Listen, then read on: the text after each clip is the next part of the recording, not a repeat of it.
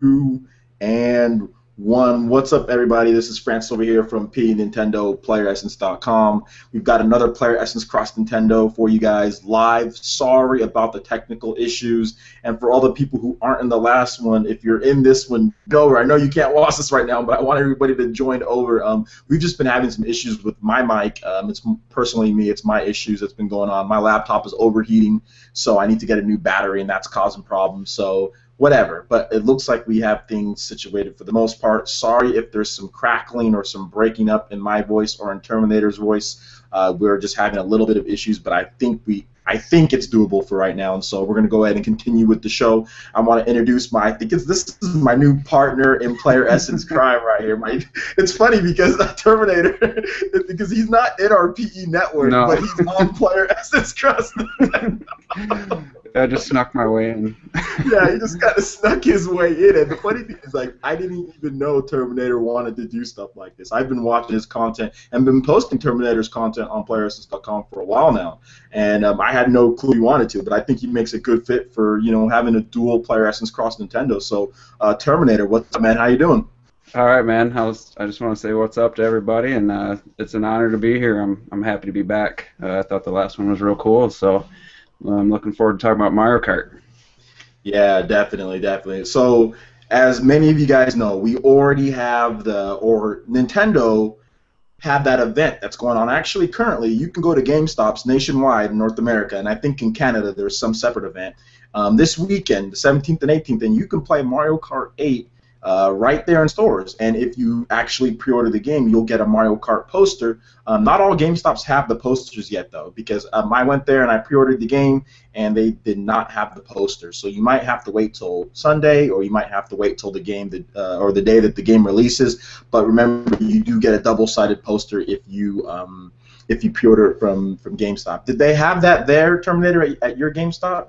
No, he didn't have the posters, and he wasn't sure when they were going to get them. He said they'd have them before the launch, but Okay. you'd probably just pick it up when you pick up the game. Yeah, And, yeah. that was the same scenario. So Okay. Well, thanks for everybody for joining. And like I said, sorry about the last one. We had more people in that one. Hopefully they can migrate over. This is going to be kind of lengthy. I'm thinking Terminator, so yeah, this it could will be. a little lengthy. I cleared some time, so we should have enough time to get everything in. And I think everybody will join in by the time this thing's over. And of course, you can always catch the replay if you missed any part of it. So the first thing that we're going to talk about is our brief, or somewhat brief, depending on however you want to put it, history of Mario Kart, how we feel in the franchise, just so you guys can see where we're coming from, which ones that we liked, which ones that we didn't, the things that we liked in them, so you can, take that into perspective when we talk about Mario Kart 8, because both me, Terminator, and myself, we both played Mario Kart 8 today. And I played it for about 2 hours. I got so many matches in with all of the demo levels, so I'm pretty much, I think I've got a good grasp of the game for the most part, except for all the other levels. So Terminator, do you want to go in and go over your brief history with the Mario Kart franchise, and just talk about that a bit? Yeah. It's not a brief history, but I'll briefly go over my history. It's a long history since Yeah, I 92. worded that one wrong, actually. So I never actually had the original on the Super Nintendo. My friend who lived 4 houses down from me, he got it. I didn't even know the game was coming out. I had no idea this game existed. I think he got it for Christmas or his birthday, and he brought it over. We started playing, and just immediately it became the game we played. I fell in love with that game. We do 2-player split screen, GP, and then the battle mode. Once we found that, we played that just over and over, and we'd have 3-4 friends over, and we'd take turns. The winner would play the next person, and I just have such fond memories of that game. It's one of my top, I would say, it's in the top 20. I don't know where it lands, but it's one of my favorite games, and just some of my best gaming memories. Then when the N64 came out, I graduated high school the same year, and I had a job, but it wasn't very didn't make much money, let's put it that way.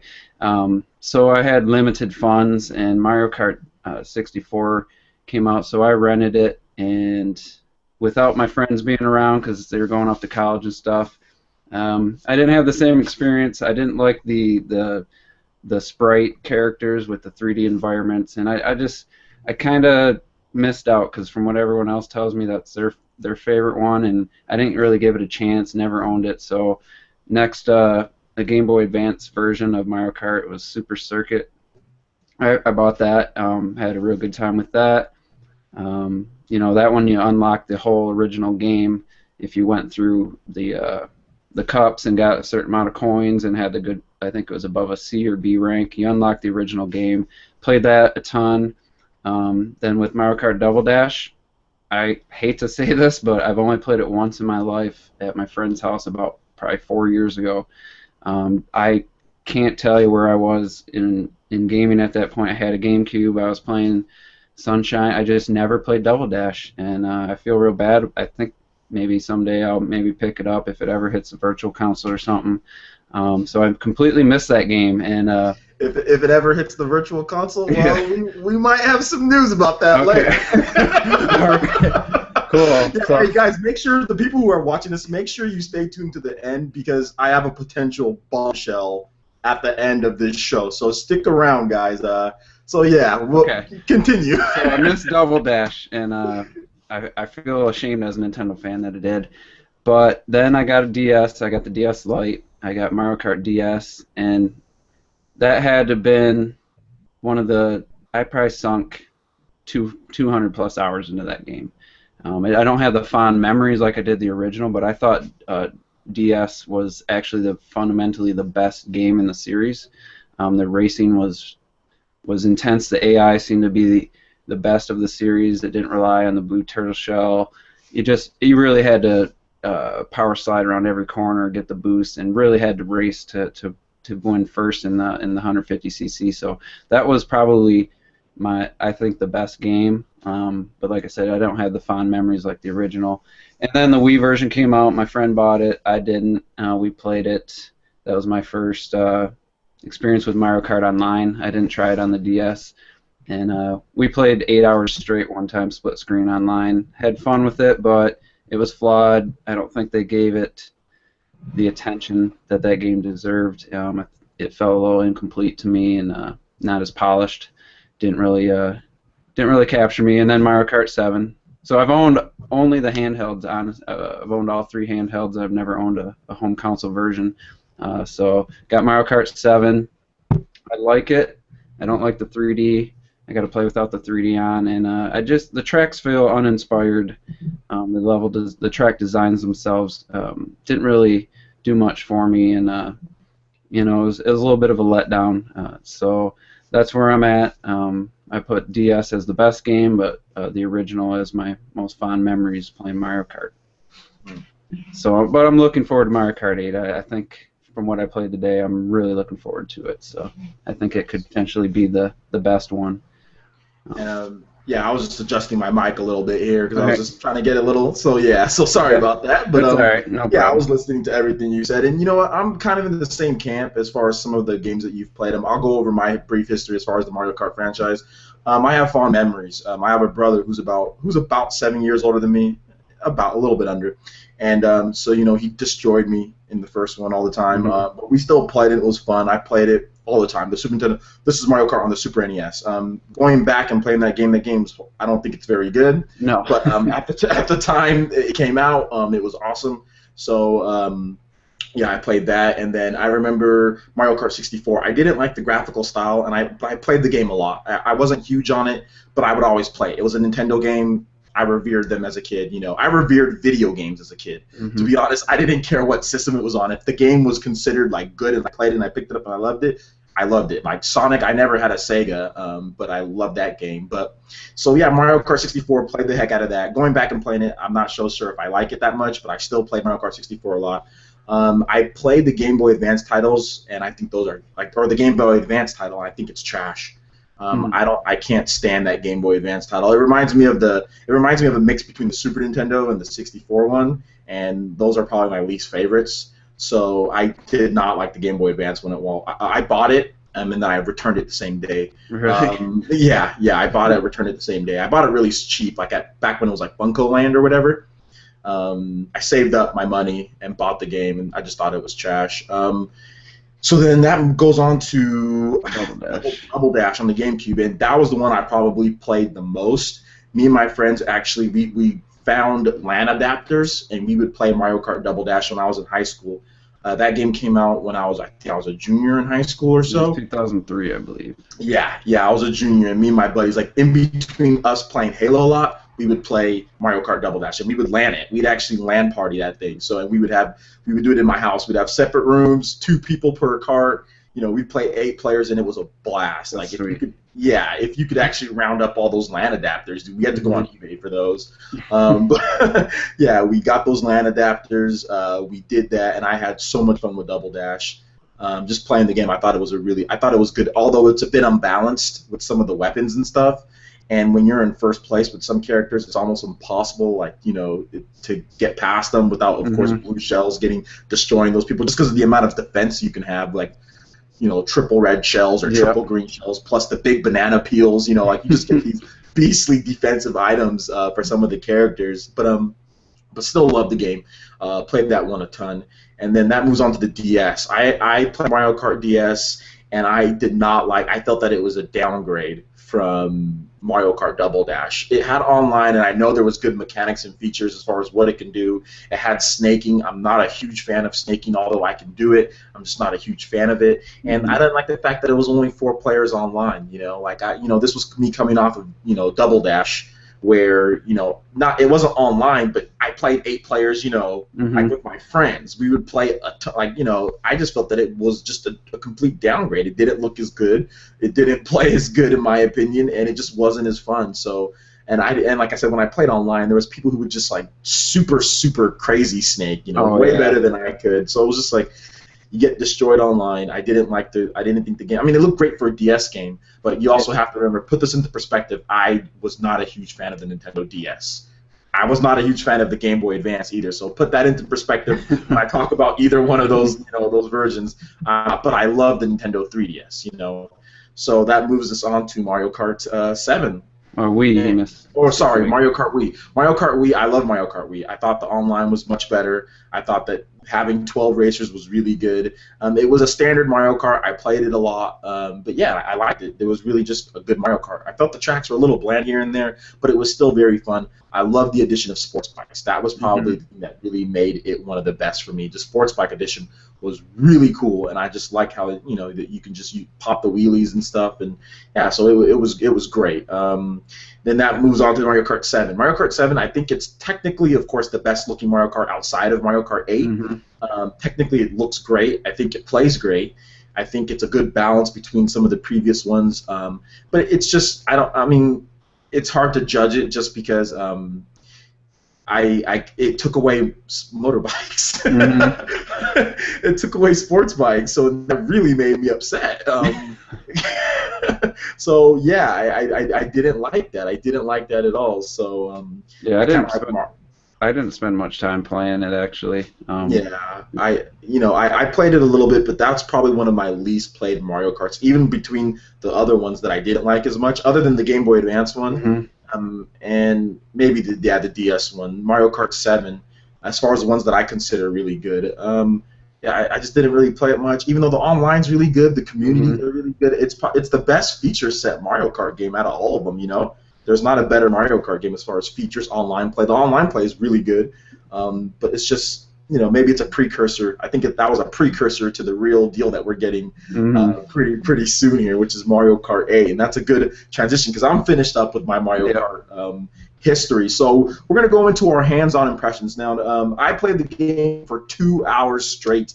Terminator, how long did you get a chance to play Mario Kart 8? I was there for 40 minutes. A friend of mine showed up, and of course he brought his I think she's 3 or 4-year-old daughter. So she was pulling him away. So I probably played all but one track, so in multiple races, probably about 25-30 minutes total of playtime, and then I I watched another 10 minutes. You got a good grasp of like Yeah. the graphics and the controls and the Mhm. you know, the feel of the game. Okay, so you want to go ahead and we're going to talk about just basically the visual look from you actually seeing it, because it's different when you're watching it on YouTube or when you're watching it on the screen to when you actually see it in front of you. How did you think of the visual fidelity and as far as how it looked graphically? Well, when I first got there, I played the game right away, and like I was telling you off air, the tether on the gamepad at the station I was at was about 2 feet. It's like a coil, but I was pulling it, and it was like I was like gripping the gamepad, trying to pull this to get further away because I think it's like a 42-inch screen, maybe 46, and I was literally eyeball to screen less than 3 feet away. so, so at that time I was thinking, I was like, man, it doesn't look as good as the videos that I downloaded on my phone because I got the new HTC One with the really amazing screen. And then when my buddy got there, he was playing. I went and talked to the clerk, and I was about 8 feet away, and I was like, wow. I was like, that looks amazing. And he's like, yeah. He's like, I was watching you play, and he's like, it looks so good. He's like, when I was playing it this morning. He's like, I didn't think it looked that good because I was so close to the screen. So yeah, we both had the same feelings about it. You know, I got to see 2 races, you know, from that distance. The Mario Kart or the Mario Stadium level, and the what's it called? The park, the one with the water park and stuff. And some water park level. Yeah, I know it. Yeah, but you know, it looks good. I mean, it looked to me, like I said, from once I got further back, but. And we were both talking, it's not like they have the best TV for their display model or for their kiosk, so it was not as good as I was used to seeing from watching videos on my phone, but it still looked pretty good. So I'm looking forward to seeing it on my TV. I got a Sony LED, and you know, that's blasphemy. You have a Sony and you're playing a Nintendo game? Get out of here. I'm going to get out of here. No. Sony makes some good TVs, so... like even my Sony TV, which has an amazing picture, if I stand 3 feet from it, even like the best Blu-ray looks crappy. So I'm looking forward to being the appropriate distance away playing that game. You know, really looking forward to seeing it. Nice. With my TV, you know, with the settings, I spent hours tuning the picture settings on my TV. So I'm really looking forward to seeing that on there. So nice. Yeah. Yeah, as far as graphically goes, that did not happen with me with the 2 feet away. We had a nice coil on there. I played both control styles. So we have a Q&A app. So if you guys want to know what control styles, as far as what I played from the gamepad to the Wiimote and Nunchuck, I'll let you guys know about that once we get into the control section. But I played, and I thought the graphical fidelity was amazing. I played it single player and I played it multiplayer with the vertical split screen. Obviously, the vertical split screen is not the ideal way to play the game, and the screen that we had, the monitor that we had, was not a monitor that was ideal. I would probably say it was like maybe like a 27-inch or 30-inch. You know, it wasn't a great great big TV, but it still looked really good. It still looked really good, and yeah, I mean, I've downloaded high quality videos and uploaded and played them, you know, on my TV, and it looks better. But so it's definitely going to look better when you get it into your house, you know, and when you play it on your own TV. I mean, I have a 47-inch Samsung LED TV, so it's definitely going to look better. But from what I've seen there, just from like in the setup in the current situation, it looks fantastic. You know, I really thought that the little effects, especially in some of the levels, like the shimmer and the lighting.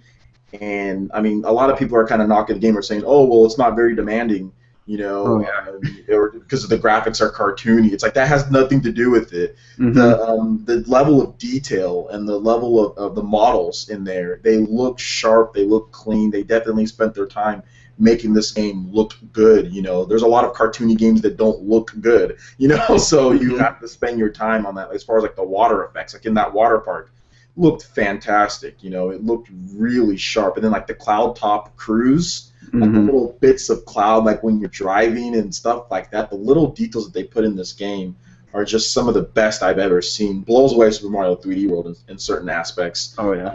Better than Donkey Kong Country Tropical Freeze from what I've seen on some of the stuff. Really, it's one of the best looking games I've laid my eyes on. And like, I'm not a tech guy. I don't know the tech inside. I just go off of what I see. You know, if I see something, and you know, I don't care if it's running on this engine or that engine. I mean, that's great if it is. You know, and that helps if it's on a great engine. But at the same time, like, I'm going off of what I look at, and what I see is a game that's graphically very impressive and artistically, you know, art-wise, is very good. We're very well drawn. The people who draw Mario Kart and the people who put it together, the graphic design artists, do a fantastic job. So I couldn't be happier with the visuals in the game. Looks clean, looks good. I'm ready. Graphically, I'm good. You know. Yeah, like, I mean, I already knew the graphics looked amazing. I was speaking more towards the actual, my experience seeing it in person was a little bit disappointing, but I know the game looks beautiful, so I don't want anyone to think that I'm saying it doesn't look good. But I agree with everything you said about all the little touches, all the little details. Really, it's just, you don't see that in too many games with all the little things they put in there, where, you know, places you never even probably going to look, except you might see it in a replay or something, but they have you know, something in the background. It's just all the little touches. Yeah, it's pretty good. So we want to go ahead and we're gonna move. You want to move on to music next, as far as what you heard, or could you not really hear it that well? I couldn't hear it. They had a speaker right above where I was standing, and they were playing just on a loop, just advertisements for a bunch of different games, including Mario Kart 8. So I could not hear the actual game music in person, but I've listened to it. People that uploaded videos of just the audio.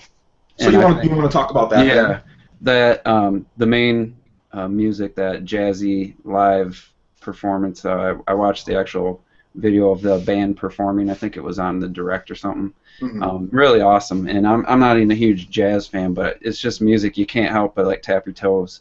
Like, it's really cool. And you know, I like how different tracks have different style music. The Cloud Top level you spoke of has the Galaxy. I don't know if it's the exact Galaxy theme or if it's a slightly different. It's like a slightly modified rendition. Yeah. So I mean, I can't wait to hear all 32 different tracks on my 5.1 setup. I'm really looking forward to hearing that. But from what I've heard on the videos I've watched, I love the sound. It's just too bad I couldn't hear the actual sound while I was playing the game today. Yeah. I uploaded a video earlier of me actually getting footage of me with the game. Just a short 2-minute video. I actually clicked publish while we were doing this one. So yeah, you could hear the music a little bit in the background. I could hear it. It was definitely loud enough. But I've listened to so many of the different tracks, and like, I'm not gonna spend tons of time on this, but the music is really good. Like you said, like, they have the live performances. It's just really solid, really quality music. I just don't understand why Nintendo compresses it. Like, like why it's just it's obviously compressed. So, or at least some of it. Yeah, at least some of it is compressed, because DK has uncompressed and it's 11 gigabytes. You know, and this game has 30 separate 30 different tracks. I mean, it's obviously compressed a little bit, and it still sounds amazing. And it still sounds amazing. But I just really think that they're trying to get that file size down for people to download it too. But, overall, we talked about that. Yeah, overall the music is just great. It's just there's not really much more I can say about it. I don't know actual I'm not a huge into the actual music is how it's played and stuff like that. I'm not a musician or anything like that, so I don't know about those things. I'm the last person you want to hear play an instrument and stuff like that. But it just sounds really good. I mean, I can't wait to play it on my TV and hook up my surround sound to get my new, because I'm getting a new surround sound in the mail pretty soon here, a nice one with HDMI. So I can't wait to hook it up and just get that going, man. There's nothing better than getting that HDMI receiver and hearing true surround sound on a Nintendo game. It's like the first time I've never experienced it, so it's going to be a first for me. On 3D World, it you hit the home button, you can go to the manual, and it says 5.1 surround sound like right in the manual, and I'm just like, that has to be the first Nintendo game to ever say 5.1 surround sound, and it's so awesome. I mean, they don't utilize the surrounds so much in the games I've played, but it just fills out the sound field. It's really cool. So yeah, definitely. So the music's great. So next we're going to move to basically the gameplay and the controls. Because kind of gameplay and controls kind of go hand in hand. So the feel of the game, and we're talking about like the anti-gravity, we're talking about the mechanics, we're talking about the actual controls, how you play it. So Terminator, do you want to talk about probably what's probably the most important thing before we move on to some of the extra stuff?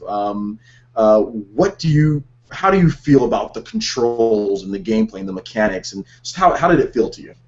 Well, first of all, like I said in the last video, I think almost every Mario Kart game feels very different, and I meant from a control standpoint, from the way the karts control. And this one is no different, because I was like touching up my skills with Mario Kart 7, and I started playing this game, and I picked a sport bike, and the first corner I turned right into the wall. Me too. I'm a Mario Kart expert, and I turned into the wall. So then the next corner, I hit the outside wall, and it took me to the end of the second lap, which is only 2-lap demo. Each level is only two laps.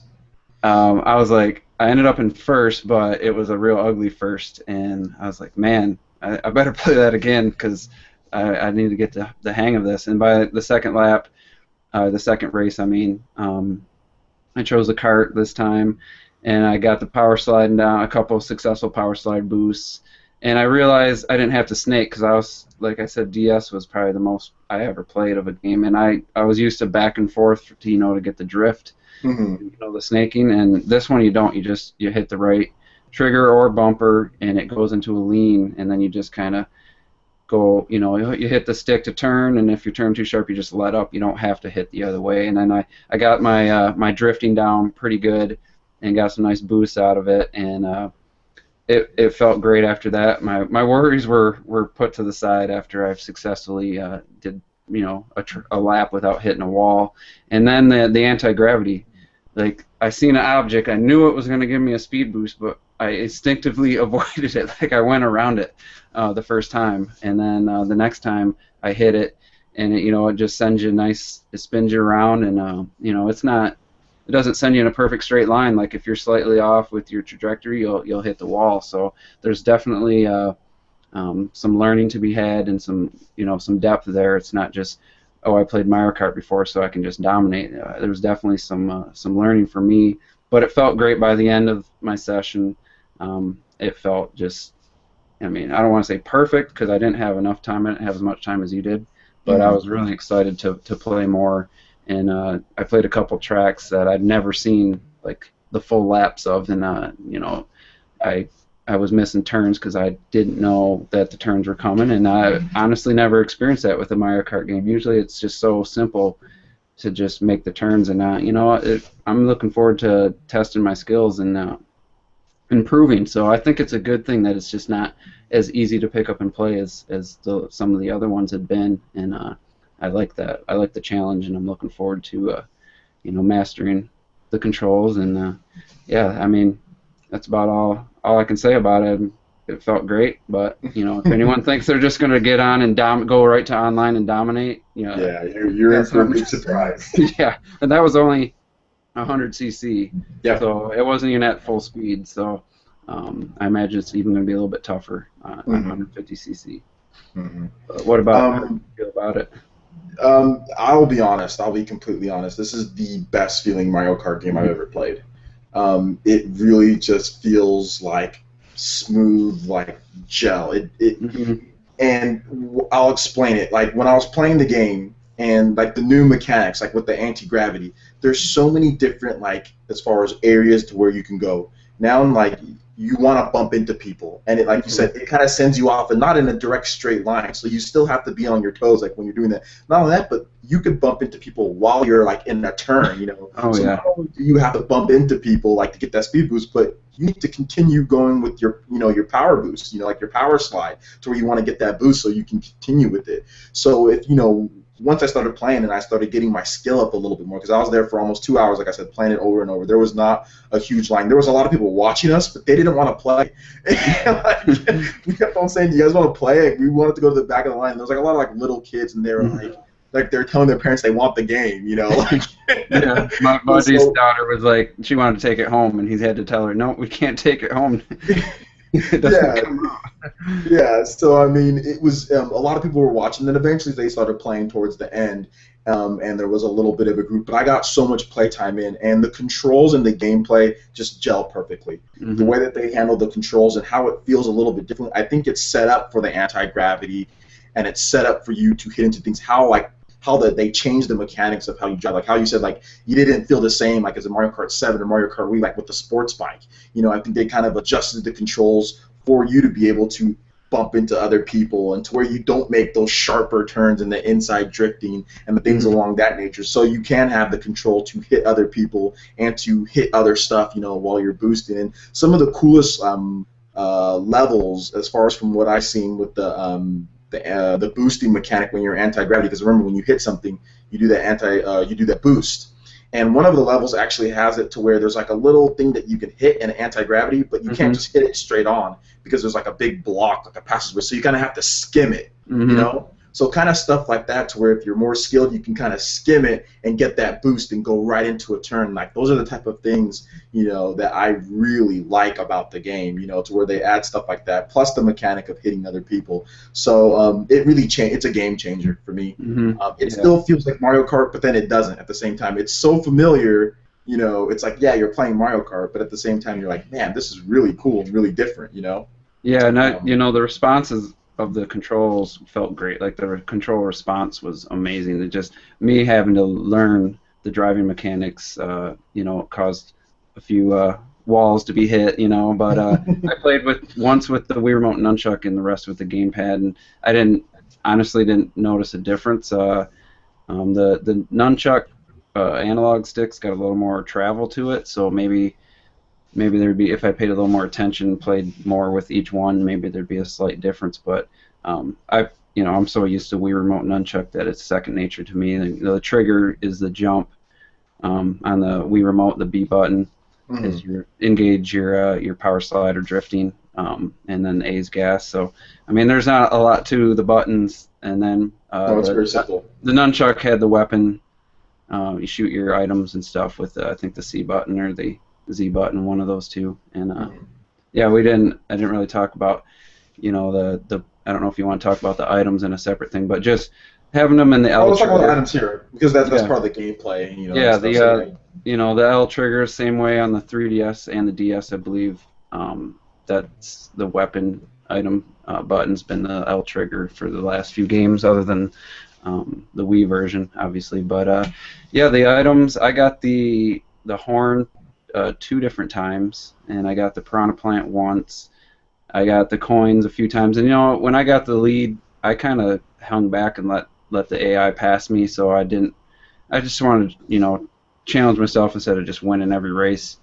So I was trying different weapons. I didn't fall back far enough to get like the bullet or the lightning or anything, but I did get the eight, the crazy eight. Hmm. And you really got to be cautious because I was in like eighth or ninth, and Toad came along next to me and took out both my shells and banana peel just by because it's revolving around you, Hmm. and the Toad came up next to me and took out three of my items, and it hit him, and he spun out. But it's like, oh, there goes. Now I'm down to five. I don't have eight anymore, and it's just like Yeah. so. It's just not like super powered, and you got to be cautious. You don't want people to run into you and take away your items. Because I was hoping to save the red shell and stuff and move up in the pack, and so I think the items in my short time, I didn't see a blue shell in any race. But this is just a demo, so maybe they had that turned down. I'm not sure, but yeah, I like the horn. I didn't get an opportunity to take out a shell with it. I just took out an opponent, and the piranha plant's really cool. That's a good one. I didn't get the Yes. boomerang.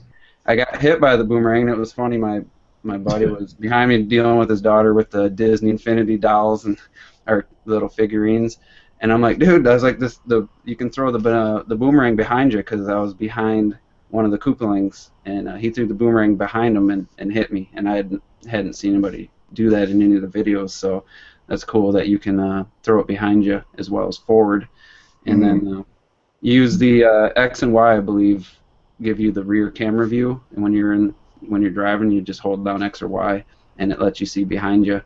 I can't remember if that was in the Wii version or not, where you could. I think it was to where you can see behind you somehow. Yeah, so I was looking behind me, I was throwing red shells behind me and stuff, and Nice. overall it felt balanced. And there was one race where I got hit like by 3 different red shells, a couple greens.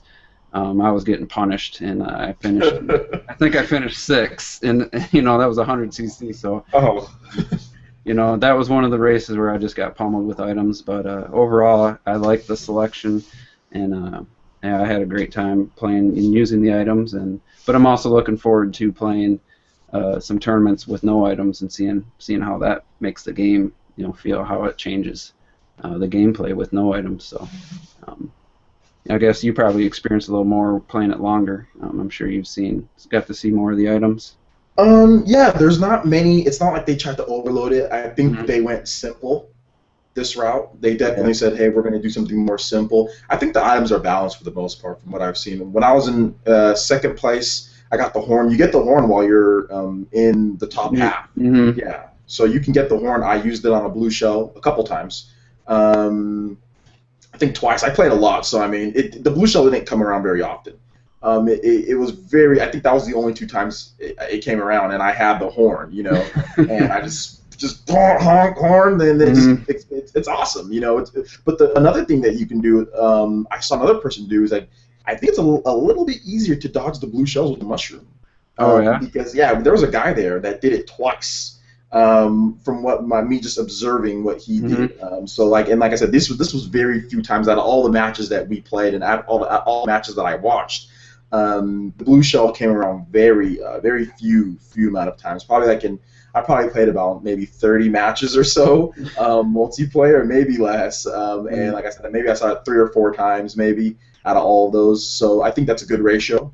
And plus, if if it does come around, you do have the if you have a mushroom or if you have a horn, you can dodge it or whatever. As far as the items go, I think I like the mechanic to where you don't have I call it the impenetrable force, which is double dash. I like the fact that you can't sit there and stockpile items, like crazy. That creates a lot more. It can create lead changes and a lot more excitement as far as from 3rd place, 4th place, and on, and if you do get a triple shells and stuff like that, I didn't get many of them. You definitely want to make your shots count. When you get a green shell, you want to make those shots count too, because you definitely want to get people if you can, especially if they don't have any defense. So I was doing some free aim green shot shells, and I was holding on to my items, as far as when I was in 1st place, making sure that I got a good defensive item. The horrible thing though is like when you get a coin and you're like, oh, coin, use it, grab another item. Oh yeah, I didn't. 1st place. Yeah, you're a sitting duck. Yeah, like I got that a couple times, but I didn't mind. Like I'd hold a green shell or a banana peel behind me, and like the item box is coming up, and I'm like, do I want to hold this or do I want to drop it and risk getting something worse? So there's some strategy there. Some people were complaining that you couldn't have that 2nd item in your stockpile, but in my time it felt like it added some strategy to it. It does. And I just wanted to say, I think it was my 2nd or 3rd race, I threw a green shell. I was in 2nd, but the character in front of me was just shy of the finish line. I hit him with my green shell and got 1st. It's just like one of many fond memories to be had with that game. So that was really cool. That was like a fist pump type moment. Like even though I was gonna see AI, but that was still really cool. Still really cool to finish off with a win there. With the green shell. Yeah, I mean I'm just really happy with overall the item section. I think that's good. It's balanced. I think, of course, there's always room for improvement here and there. None of us played. There wasn't the battle mode available, so we can't talk about the battle mode. But overall, I was very excited. I was very happy about the game overall, and just I just think it's just a great game. It's just like the controls, the graphics, the gameplay, the stuff that they've tuned and tweaked with the item system. I'm a fan of it because I hated. I played Double Dash a lot. I would play and even if you're in first place and you do get all those items, it just seems a little cheap when you get 3 rotating green shells, and then you get like another big banana that splits into 3 more bananas. You know what I'm saying? Like with double dash. Oh, or you yeah. get, yeah, it just seems like it was just a little too much, and people, if there was too much, like there wasn't enough. You couldn't get past it sometimes unless a blue shell did come about. So I like the fact that they toned down the blue shells, and then with the toning down the blue shells, it balanced things out to where you tone down the defense as far as the people that are in front of you. So I think that's good. I think it creates some good strategy, and I'm looking forward to playing online multiplayer and all of that. As far as final thoughts about the game, is there anything else you wanted to discuss or move on to, Terminator? From my hands-on, since like you said, there was no battle mode option, there was no online. I pretty much can't give any more hands-on impressions. I mean, I don't know if you want to talk just more about some of the other features that we didn't get to play, or if you just want to end this segment with our hands-on experience. Sure. If you want to talk about some of the other features of Mario Kart, as far as what you think, yeah, go ahead. This is a Mario Kart episode, so. All right, and I also wanted to throw this out. Have a little. I challenge you and anyone on the May 30th if you want to have a game night or something. I maybe want to take a couple days. Maybe take a couple days to unlock some of the carts and stuff, and maybe the weekend set something up to play it online. So, but with that out of the way, one of the other things I'm really looking forward to is the tournament option. To set up tournaments, set up the day, and all the options you can do. Like I said earlier, trying a no items race, because who knows, that might make the game just not fun at all, or it might be awesome. I'm not sure. They're giving us that option to do it that way, and that's what's left is just going to be the racing gameplay and the skill of the driver. So we'll see if that becomes like with Smash, the no items final destination, for the professional tournaments and stuff. We'll see if no items becomes a big thing, or if people find out that the game's not as fun without it. So I'm looking forward to that, the tournaments, like I said, and playing with friends, playing with randoms. I mean, I'm just really looking forward to that game, and I'm hyped. And after playing it, it didn't do anything but make me just as hyped, or slightly more hyped. I mean, it's 2 weeks away, and it's hard time passes so slow when you're waiting for something like this, and I'm just really excited to play it. Yeah, and it even goes by slower when you're at work too. Oh yeah, yeah. And I'll probably go back tomorrow and get some more hands-on. I honestly didn't play every track, so I'm looking forward to possibly playing it more tomorrow. A friend of mine's a huge fan. I'm going to try to get him to go with me and maybe push him to pre-order the bundle, because he doesn't have a Wii U yet. So part of my plan tomorrow is to try to get him to go and get him to pre-order the system. So just have more friends to play with. Well, that's a good transition, because I want to transition right into the next part that I wanted to talk about, and that's kind of, I think everybody's always interested, about the financial side of things and what, how we feel about that. And we've talked about it a bit, but Terminator, do you feel that this game is going to really be the jump start that the Wii U needs? Do you feel that Mario Kart 8, is there going to be enough people that really do that? Because before I get into my impressions as far as what I think, I want to add a little snippet. 3 people, when I was there, pre-ordered the Mario Kart bundle. 3 people. That's cool. And I know a small slice of, I don't live, I mean, I live in a pretty big city, but it's about an hour away from Bakersfield, but it's not the biggest place in the world, or an hour away from Los Angeles, sorry. And 3 people pre-ordered it right when I was in the store. So, but what do you think before I get into my thoughts?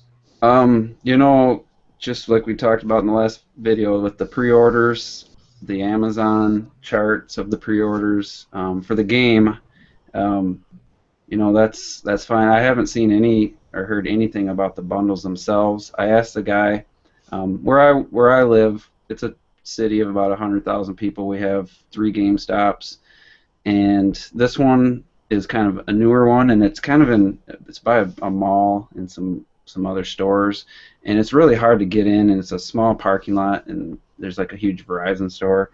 what takes up most of the parking. So there's not a lot of people. I've never seen a lot of people in the store. Everyone that walked in when I was there, they didn't seem like they were interested in Mario Kart, but that was about 4 people total.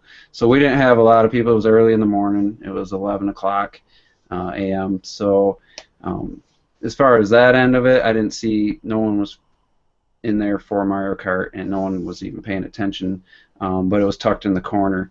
And other than that experience, everything else I'm seeing, the comment section in videos, it seems like 1 out of every 10, someone's like, well, I finally pre-ordered a Wii U for this game, and I think it's going to do good numbers. You know, Nintendo games don't have huge week 1 sales. Yeah, they never do, really. Yeah, Mario Kart Wii had 1 million in its first week, but the Wii was at like 30+ million. Yeah, the Wii was at insane amount by the 2008. But since it's a global release, and you know, like your hands-on experience is like people come over and see the game. Like at my house, I know a lot of gamers who don't have Wii U's. If I get them over there and they see the game, it could end up I think it's going to be something maybe not as big, but you know, GoldenEye on the N64, how much that like really pushed that system into people's hands that were PlayStation guys. And you know, they saw a 4-player split-screen GoldenEye, and people got excited. All of a sudden, everybody I knew had an N64, and I was the only one that I knew that had one until GoldenEye came out. Now, then everybody I knew had one. I think Mario Kart's not going to be maybe that level, but I think it's going to be close. I think it's really going to sell. I predicted before that it's going to push 2 million Wii U's by the before the holiday season starts.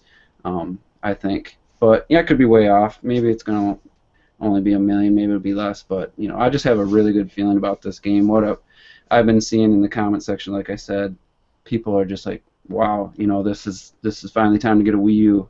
And no other game, not even 3D World, I saw hardly any comments like that when 3D World came out. Yeah, you know, 3D World, I think 3D World, it came off as, for a lot of people, as not like the big Mario game. Mm-hmm.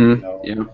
Yeah. Because it was a sequel, or it was in the same vein as Super Mario, 3D Land.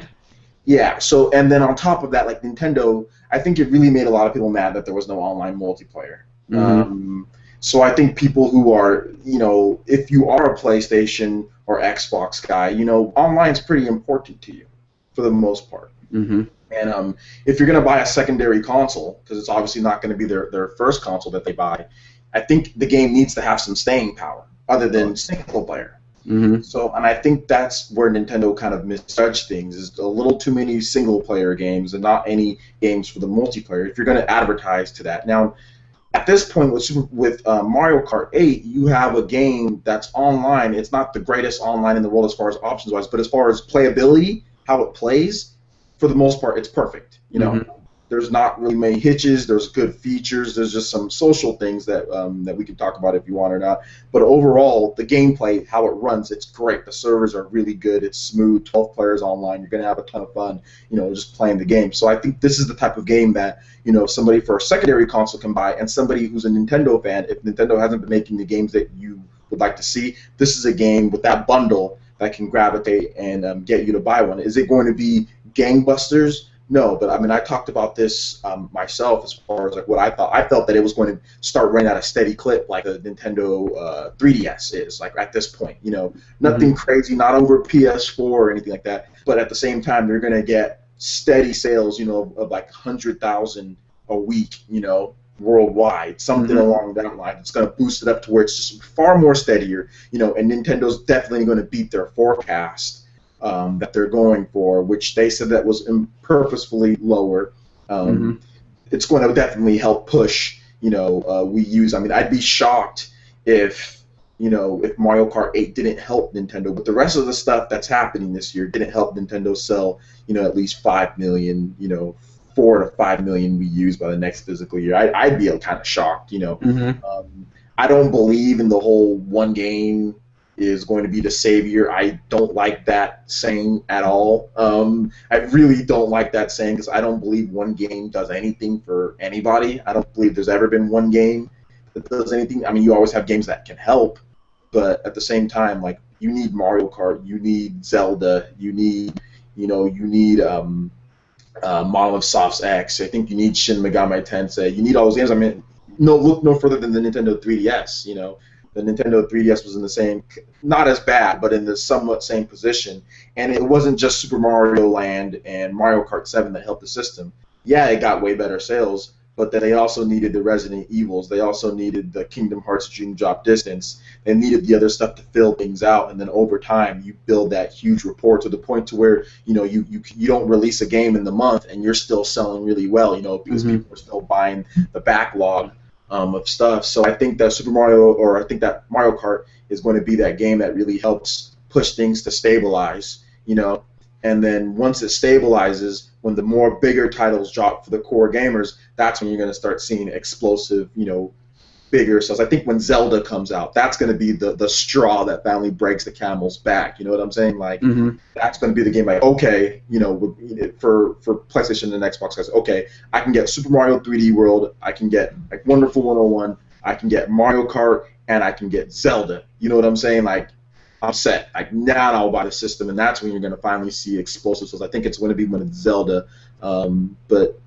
it's going to be a steady build-up, in my opinion. So, I'm not going to be shocked to see if it doesn't, because people are going to be looking to see if it sells 10 million units on day one. Like, it didn't sell. Oh my God, it's doomed. Like, oh yeah, that's people are going to do that. Just like 3D World. What was 3D World's first week in Japan? It was 99 without digital, just physical only. It was a little under 100,000. Yeah, and people are like, oh, it's a flop. It's this and that. And then Final Fantasy Lightning Returns came out and beat it 3 weeks later. They were kind of even, and then 3D World started going back up, and then it was back over 100,000 in a week, and then now it's over 2.2 million. And so that's a flop. 2 million's a flop. That's the rules change. Yeah, and the funny thing is that none of the media even they didn't even correct themselves. If you're gonna write something like, oh well, Final Fantasy Lightning Returns outsells Super Mario, make sure you follow it up, don't sit here and write an article to where you're blasting Super Mario 3D World and calling it a flop, and then when Super Mario 3D World eventually outsells it by a large amount, not by a little, by a large amount, don't sit here and then just be mumbling and be like, oh well, people weren't even reporting Super Mario 3D World sold over 2 million units for Nintendo's. Like, a lot of websites weren't even reporting it, Yeah, and they didn't mention the install base difference either when that Lightning Returns came out. Seriously, the fact that Super Mario 3D World and Lightning Returns were even somewhat close to it was funny. It's just funny because Final Fantasy is just as big as a franchise overall. Not maybe not the Final Fantasy 13 series, but Final Fantasy has that historic, explosive sales as a Mario game. It has those with some of the PS1 titles and some of the PS2 titles and stuff. So I mean, the fact that they didn't even report that Super Mario 3D World even sold some sites, that the ones that I'm talking about, the ones that that were blasting Super Mario 3D World sales, and personally for me, I was looking at it like, well, I mean, you got the install base is low, you got to give it some time. Nintendo titles are always evergreen titles. They're going to sell over a long period of time. Like, even just recently, in the media create, Super Mario 3D World was back in the 11th. I mean, it was a down week. I mean, the sales weren't great, but the fact that it's still selling, 5,000 units is pretty good. Oh yeah, and just think when Mario Kart 8 the bundles get purchased, what are people going to buy? They're going to buy another game, at least one, maybe two, and 3D World's going to be right at the top of the list, I would think. Like, a friend of mine that I was telling you about, we've been saying this all along. He's like, 3D World will sell when Mario Kart 8 comes out, people buy it. Then when Smash comes out, people buy Wii U's, they'll buy 3D World. It could, this Christmas it could have, big numbers again, considering that more people will have the Wii U, and they just continue to sell because it's just the way. I don't know how to the reasoning or how to describe it to people that don't understand with this industry. With 1 week sales, big week sales are like the cool thing for to track. Everyone looks at Call of Duties and Grand Theft Autos and reports on these big numbers, but look at Mario Kart Wii. Look at how that ended up. No one was talking about the big week one numbers for that game. It wasn't. It didn't sell 12 million copies in 1 week, but it sold 34 million plus in its lifetime, and it was probably the quietest 34 million sales in history. No one ever talked about it, you know. And I heard people talking more about BioShock Infinite selling 4 million than Mario Kart selling 35. Yeah, that's and BioShock Infinite's a great game, but 4 million, I guarantee that's not the numbers they were hoping for. And but like I said, yeah, they were it sold 4 million, and there's articles about it. I saw it, multiple articles, but never once have I ever seen Mario Kart Wii sold anywhere. No one ever posted that. So anyway, it's just what we have to get used to. But it's a testament to the quality of the games that they continue to sell. Years later at full price, 50, they might drop down to 50 from being 60. They might drop $10, but 2 years later, 3D World would probably still be 50, and it'll still be selling, decent. So it's just a testament to the quality of the game that they continue to sell, and it's not just a fad or a cool thing to do is to go buy that game. I mean, I also think like a lot of Nintendo's games are in the same boat. Like with the thing about it is like DKC is kind of like in the same. I think to a lesser degree it's kind of in the same boat. Like it's just if you look at all the charts, it's still floating around the 30s, 40s range. So it's not charting in the top, but it's still just floating around. And I think more people will just latch on once they get the Wii U. And I think people are just going to see this whole backlog because there's going to be so many games available to people when they pick up that Mario Kart bundle, because regardless of how it sells, there's going to be hundreds of thousands of people who are going to pick up that Mario Kart bundle. I think that's pretty much fact at this point. There's going to be many people that pick up a Wii U, hundreds of thousands of people, and that's going to help create sales for all those games. And I wouldn't be surprised if Super Mario 3D World is one of the hottest selling games this Christmas. I would not be surprised that all of Super Mario 3D World is one of those games. Even if you look at like over the course of time, like you look at some of the other games that came out, like Super Luigi U, games like that, it's like really low, actually really low week one sales for that game. Like nobody bought it. Then all of a sudden, like over time, people are just like, okay, I'll pick it up. Okay, I'll pick it up. Okay, I pick it up. And then all of a sudden, like Nintendo reported, it's like almost at 2 million. It's like, wow, the quietest 2 million ever. That might be the quietest Super Luigi U, quietest 2 million ever. So and just to people that don't know, don't track sales. I don't track it that much, but was it Ocarina of Time 3D? It sold like 900,000 in its first 10 months on the 3DS, and now that game sits at like 4 million. It's like crazy. Its first 10 months it sold 900,000, and now it's at over 4 million. So that's just the way it works. Once more systems get sold, more people will buy. That's the sales trend, and I think that's where Mario Kart 8 is going to go. You're not going to see like, oh my gosh, it sells Grand Theft Auto numbers. You're not going to see that. What you're going to see with Mario Kart 8 is over the next 3 years, you're going to see the game just increase and increase and increase and increase. I don't know where it's going to end up, but I think it's going to be one of the best selling games of any system.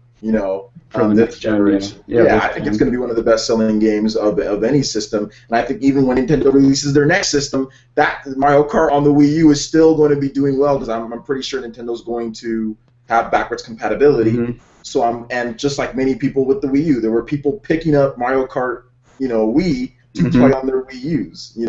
Exactly. So I still think people are going to pick up the game. I think this is going to be one of those titles that just lasts till the next Mario Kart game comes out. There's going to be people just playing it, for hopefully they release some DLC. If they release DLC, I think the sales are even going to go. Like, what if they release like a championship edition, like with DLC packed in there, or like extra courses after like a year or so or something like that. That'll even make things even better. So hopefully some battle arenas to get that one negative off the reviews and stuff. And it's just, I think, looking at the pre-orders, the game week one, worldwide global release, it's going to be over 500,000. I don't know if that'll be much. You think so? Yeah. 500,000? We're almost at 200,000 just in pre-orders in the U.S. So I think globally, I think it'll be close to 500,000. That'd be pretty good. Except for the fact it comes out on a Friday, so it only the first numbers will be for Friday, Saturday, and Sunday. I think it ends the tracking. So it'll probably be just like 3D World. It will be a 3-day numbers, and then people, if they're lower than 500, people won't mention that it was only 3 days. They'll make it sound like it was a full week. Like all the other games come out on Tuesdays, you know, so they're going to compare it to Watch Dogs. Tuesday and of course they never put the disclaimer of digital, even though Nintendo includes digital sales in their reports, and digital's a pretty big chunk. You know, they don't ever put like, okay, well, physical only. You have to put in perspective that people download the game digitally. You know. That's me. This will be, if I go digital, it'll be the 5th full retail game I've downloaded. So. Yeah, you know, I mean, it just, like I said, you know, I track sales, or at least I do. I mean, I don't report on every single thing. I don't report on every single sales number. I just report on what I think people will be interested in. I'm not huge on sales, but at the same time, you know, it's stuff that people want to hear about. They always want to hear our opinion when it comes to those things. So I think we kind of got off our chest a lot of stuff with Mario Kart. Yeah. We're gonna go. We have some questions here. So are you ready to answer some questions here, Terminator? Yeah, I was reading the questions, and we forgot to mention the character roster, so we might as well go with that question. There's a question about the roster, so we might as well do that. Okay. So yeah, we'll talk about the character roster, and just the first question is from Josh Harden, and Harden25 asks, "What's your favorite character and track so far?" So Terminator, you want to start off with just the character selection, your favorite character, and your track? Just visually speaking, Rosalina on the motorcycle in her race leather suit. That's cool. That looks so cool. It's pretty nice. Yeah. So that's my initial favorite character. I only played with her. I played with Mario. I played with Koopa Troop and Lemmy and Iggy, I think. Visually speaking, I like the Koopalings with the mohawks and stuff. That looks cool. Yes, the hair looks really cool. But at this, you know, I don't care that there's not every Mario character ever in that game. It's the biggest roster by far this game's ever had. And, you know, if you like smaller characters, you got the baby ones for the lightweight, you know, different handling that they provide, and then the metal characters for being Mario, but then you're a heavy class. So I don't mind the character roster, and so to answer his question, Josh, it's Rosalina on a motorcycle is my favorite character so far. Favorite track, I didn't play them all. I had the most fun, man, it's either the Cloud Top, which was the first one I played, and I sucked at it, but visually speaking, I love it. What was the one that I had that good comeback on? I think it was the water park. That's a really cool track, and as well as the candy. You know, I didn't pay attention to all the names. It's the one with the candy theme, like the sweets. Sweet Canyon. Yeah, that I never seen that anti-grab section of that track, so that one was a surprise to me. I wasn't expecting to be impressed by that one, but that one was really cool. So probably that one and the Cloud Top one are my two favorites. Nice. Yeah, definitely. As far as me personally, what's my favorite character, and then I'll get into the whole character roster thing. My favorite character is Peach in a motorbike. It's like this motorbike outfit. Yeah, I can't do any of the actual dudes in Mario Kart. I don't play as Mario or anything like that. I use Rosalina, but she's heavier than Peach. Yeah. So I like Peach the most. I used I don't know the names, like Iggy, Ludwig. I used some of them. They're cool, but I just use them to see their facial expressions. But I love Peach because I love her tricks that she does. She's so elegant. She's just like I just love the way when you pop tricks with Peach on the motorcycle. It's just cool. I'd rather look at that than than Mario doing tricks or Luigi or Bowser or Donkey Kong like stupid. Yeah, Bowser's fat ass or Donkey Kong. Especially naked donkey, or I don't want to look at that. So like the slow-mo replays of seeing Peach's tricks are definitely, those look really cool. Yeah, I've always been a Peach fan. I used her in I use my Mii sometimes in Mario Kart Wii, but I like Peach the most. She's my favorite. As far as the character roster, I don't care. This is not Smash Bros. You know, the characters, all they're classified in is lightweight, medium, and like heavy. That's really all it is. It's really more about the customization with the bikes. So personally, me, like, I don't really care about the roster. Yeah, there's a lot of babies and stuff like that, but the roster's fine. It's the biggest roster we've had. They have all the Koopalings, and I think in a game where it's not like Smash Bros. Where it's like fighting and there's like stuff like I mean, having those characters that have a lot of character, like all those Koopalings, I think people are going to really enjoy playing as them. Even if you don't like them, you're going to enjoy seeing their faces, like when they get hit with stuff and when they pop tricks. Because everybody has individual tricks that they do and how they look. So you're going to really enjoy seeing how like crazy they look when they do tricks and like just their facial expressions. They have tons of personality, even though they don't speak, like language and stuff. They just make like different types of noises. So yeah, overall, I think the character roster is fine. I like that they included all of them. And my favorite track so far is Cloud Top Cruise and the Electrodome. I think that's what it's called. Yeah. Sorry, I'm kind of stumbling over myself. Electrodome and Cloud Top Cruise are great. I'm looking forward to seeing more. But yeah, overall, man, Mario Kart 8's a beast, man. Yeah, I didn't get to play Electrodome. That was one of the tracks I didn't get to play, but it looks really cool. Yeah, it's cool. That was the one where I was talking about where like, you kind of have like to have the skill. You have to like, kind of skim it. That was kind of the one. Because it was in like the median, like of between the tracks dividing. They had that speed boost. Yeah, definitely. So I'm really stoked to play this game. I mean, it's really cool. But that's what we think so far. So we're done with that question. Next one here, and remember, guys, make sure you stick around to the end. I have a big bombshell as far as potential interesting information on E3 coming up. So I think you guys are definitely going to want to hear this one if you haven't been on Player Essence. Okay, Josh Harden has another question, Harden25. He asks, what is our favorite item? Terminator, what's your favorite item?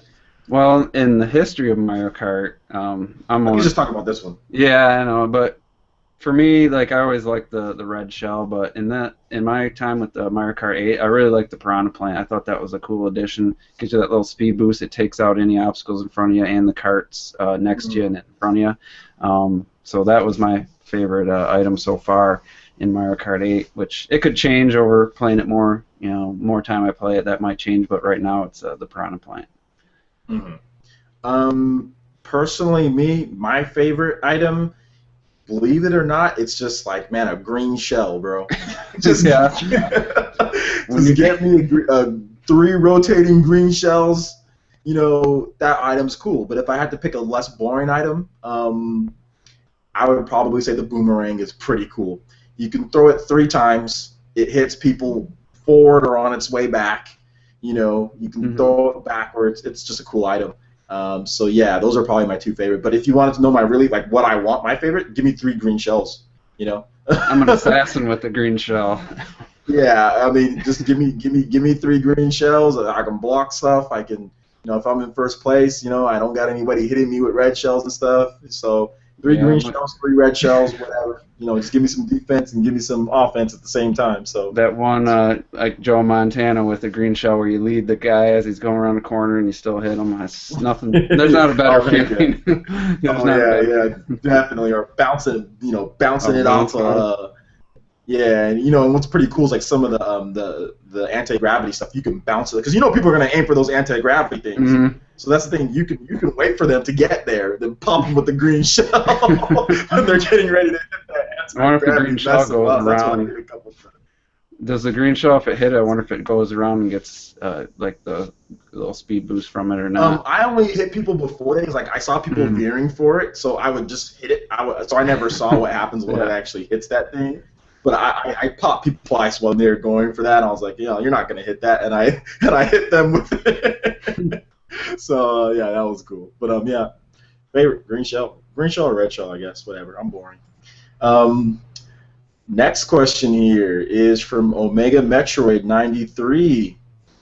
What is your favorite music track, if you remember any? Terminator, favorite music track? I know it was hard for you, but what have you heard so far as far as the actual game? Yeah, but from what I've heard from the videos I watched is the main theme, and I'm just a sucker for that Galaxy music, man, and the Cloud Top Cruise. That's like the perfect Mario track. That's the best they've ever done, in my opinion. So those 2, definitely the highlights from what I've heard.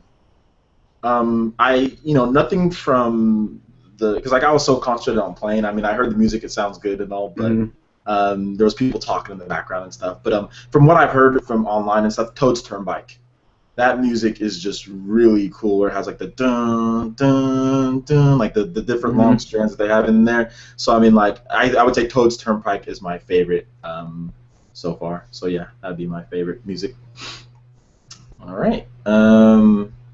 Next question is from, oh man, here we go. He's telling me how to pronounce his name. By the way, my name is pronounced Malik.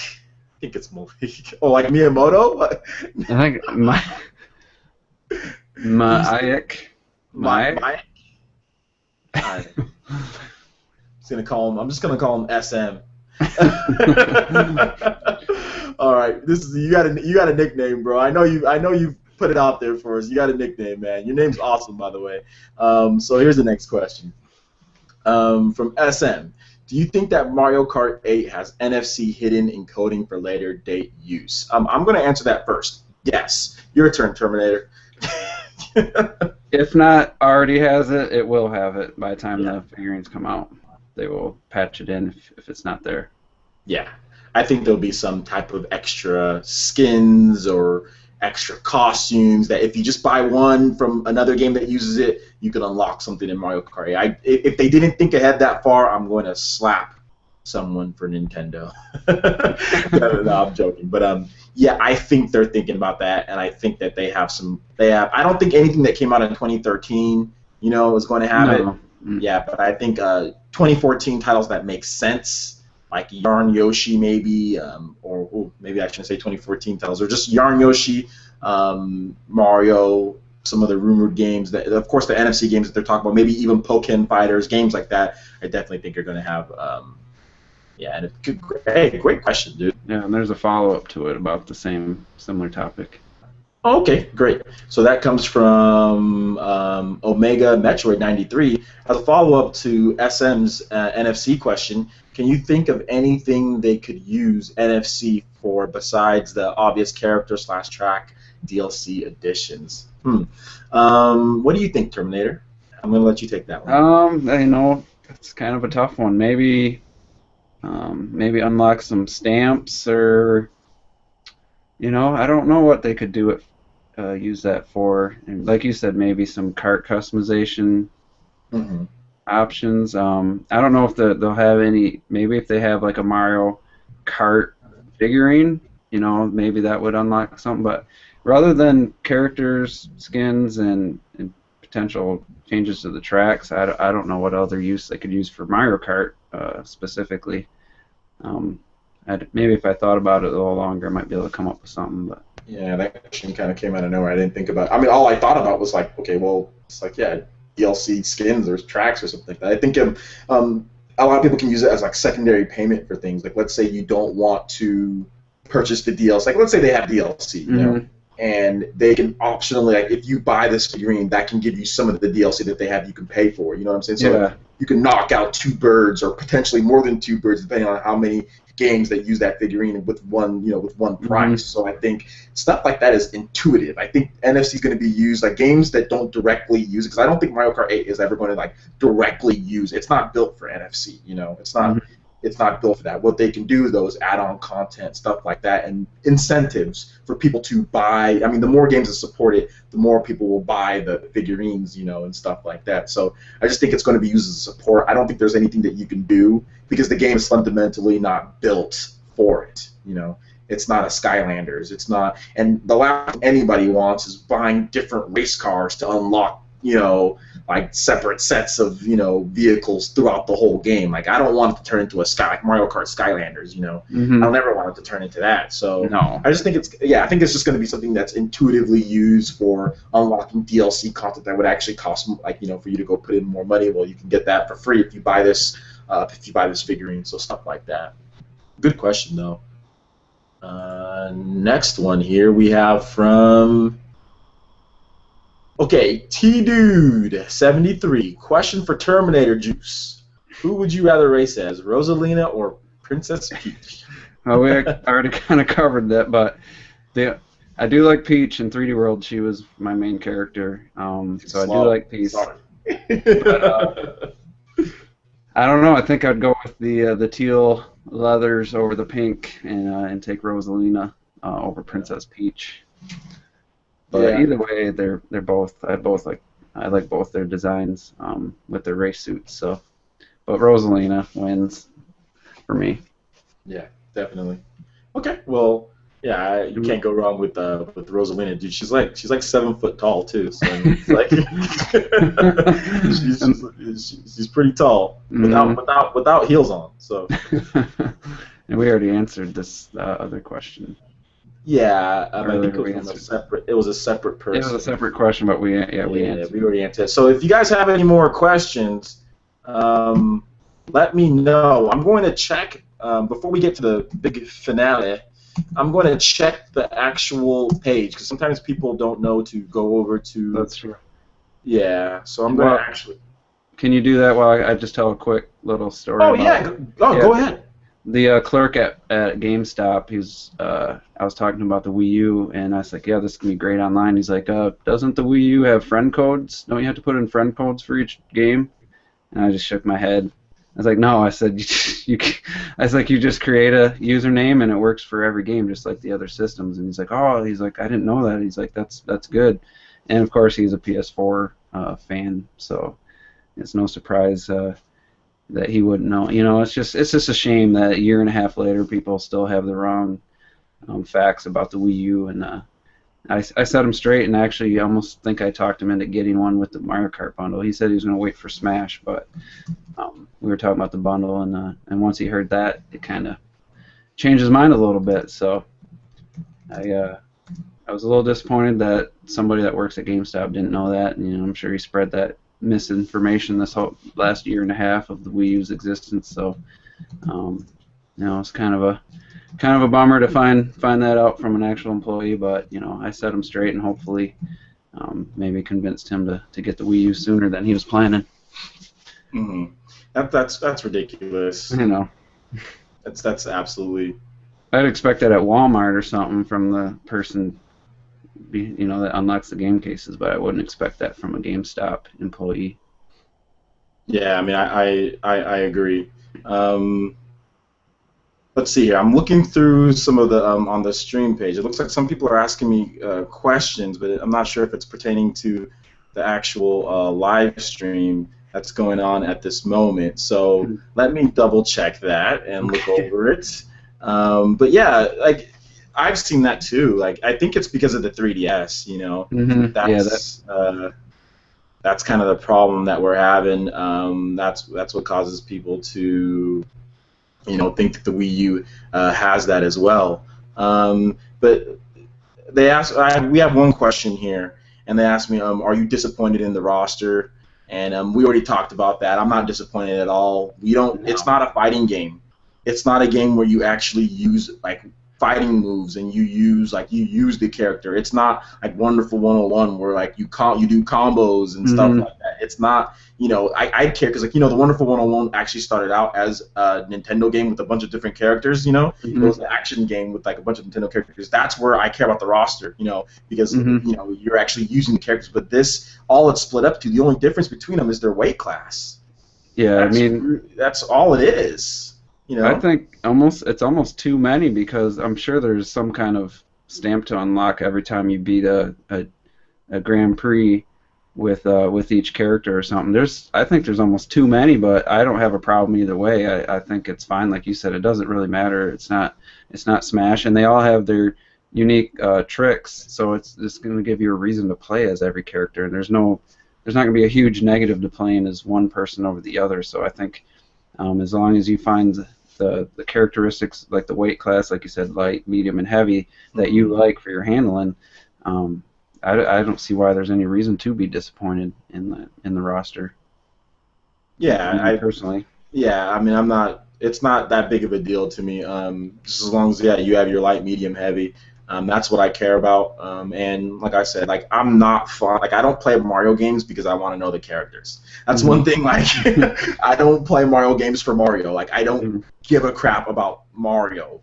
I play Mario because he has very like the controls are good and the level design is good. It's a and the same goes with Mario Kart. I play Mario Kart not because it's Mario Kart. I play it because it's great level design and the controls are good. Not because I want to see Princess Peach, or not because I want to see King Boo or Dry Bones or other characters. I play Smash Bros for that. Like I play Smash Bros to see how cool the characters are and actually use them and see how their movesets could be if they were in a fighting type game. That's what I care about the roster. But Mario Kart there's just not enough depth for me to care about the roster. I actually cared about the roster more in Double Dash because they had unique special attacks based on their characters. That roster made me more like, okay, yeah, I care more about that roster than this Mario Kart because it doesn't matter. But anyway, that's another question here. I think we have another one here, and let me just make sure. We have one person, VP, I think it's VPJ96. Yes. Can you drive with the Z or with the ZR button, with a button or ZR? No, it's A. A's for gas, not the triggers. Yeah, A's for gas. I don't think you can switch it up too. I'm not sure if there's customizable controls or not. Pretty sure I read there wasn't. Yeah, that's what I was thinking, that there wasn't any way you can customize it. So you're gonna just have to press the A. You're gonna have to just get used to pressing the A button. And I remember there was somebody in the store asking about that. Like, he said that he wasn't used to driving with the A button. He wanted to switch it, but we couldn't. And I don't think it's going to have a full option for that. So. No, I mean every game. This is the 8th game, and every game has had A for gas, so I don't think they're gonna break tradition. Okay. I agree there. Ripley 4077S.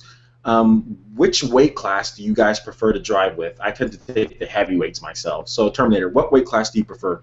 I've always been light to medium. My favorite character in the first was Koopa Troop, and I think he was probably one of the light ones. Kind of a well-rounded specs or whatever characteristics. So I'm pretty much stick to medium and lights. I'm not too big on the heavies with their slow acceleration. I've never been a big fan of like Bowser and Donkey Kong being so heavy. So I'm a medium most of the time with lightweight sometimes. I'm light as a feather. I like the funny thing is that's in like everything that like I play. Like if there's light, quick characters, it doesn't matter. Like back when I used to play Madden, I always like characters that are fast, speed. You know what I'm saying? I don't like the big, tall characters. Just that, and I think that's just personally me because I'm not a really big person. So yeah, well, I'm 155 pounds, so. Oh, okay. Oh wow, I'm bigger than you. Yeah, I'm a little taller. I'm about 175, 180. So I'm just not a really heavy person, not a really super tall. So I always just pick the small, lighter characters, And yeah, I picked Peach. She's light, she's cool. So yeah, I prefer more of the lighter characters. I think there was one game though where I did prefer the heavy characters, but I don't remember which Mario Kart it actually was where I did prefer the heavy characters. I remember the original. They had a really high top speed. If you got it down, like on some of the tracks, you could really take the corners without hitting walls. You could really dominate. But it was the original. I can remember Bowser. I used to use Bowser. Yep. But other than that, I've always been more of a light, speedy character, and the ones that I really like, even like Double Dash, I was always I was like Koopa and like Baby Bowser Jr. So yeah, I was always the lightest characters possible. I'm looking forward to just playing like experiencing instead of sticking to one this time like I usually do. I'm really looking forward to trying every character and all the kart combinations, and pretty much all the depth that comes with that. And maybe challenge myself picking the slowest character with the slowest kart and try to win that way, just to challenge myself a little bit more. And I never really felt that with any of the other games. I just wanted to get first, unlock all the stuff, and be done with it. But this one, I just really feel like I want to experience everything in the game and play it for a long period of time. Hopefully, if I get the disc, it's not going to leave my Wii U till maybe not for the rest of the year. Yeah, that game might be good to have digital. Yeah, that way I can leave in a disc game, maybe my second choice, and always have Mario Kart there to play. Yeah, that's definitely true. So yeah, I agree with what you're saying. But we have a few more questions here. Terminator, you down? Yeah, let's do it. All right. So I'm gonna answer some of them from the page here, and it says we have one from Terrell TIGF, and he asks, "How do you guys feel about Mario Kart 8 commercials?" Hmm. That's a good one. Terminator. Yeah, you You want want to to go on go? that one? Yeah, you want to go first on one for once? Sure, sure. Yeah. They're awesome. they're really inventive, and I think that I don't think that the whole test lab thing has been done. Fruit roll-ups used to do that. Yep.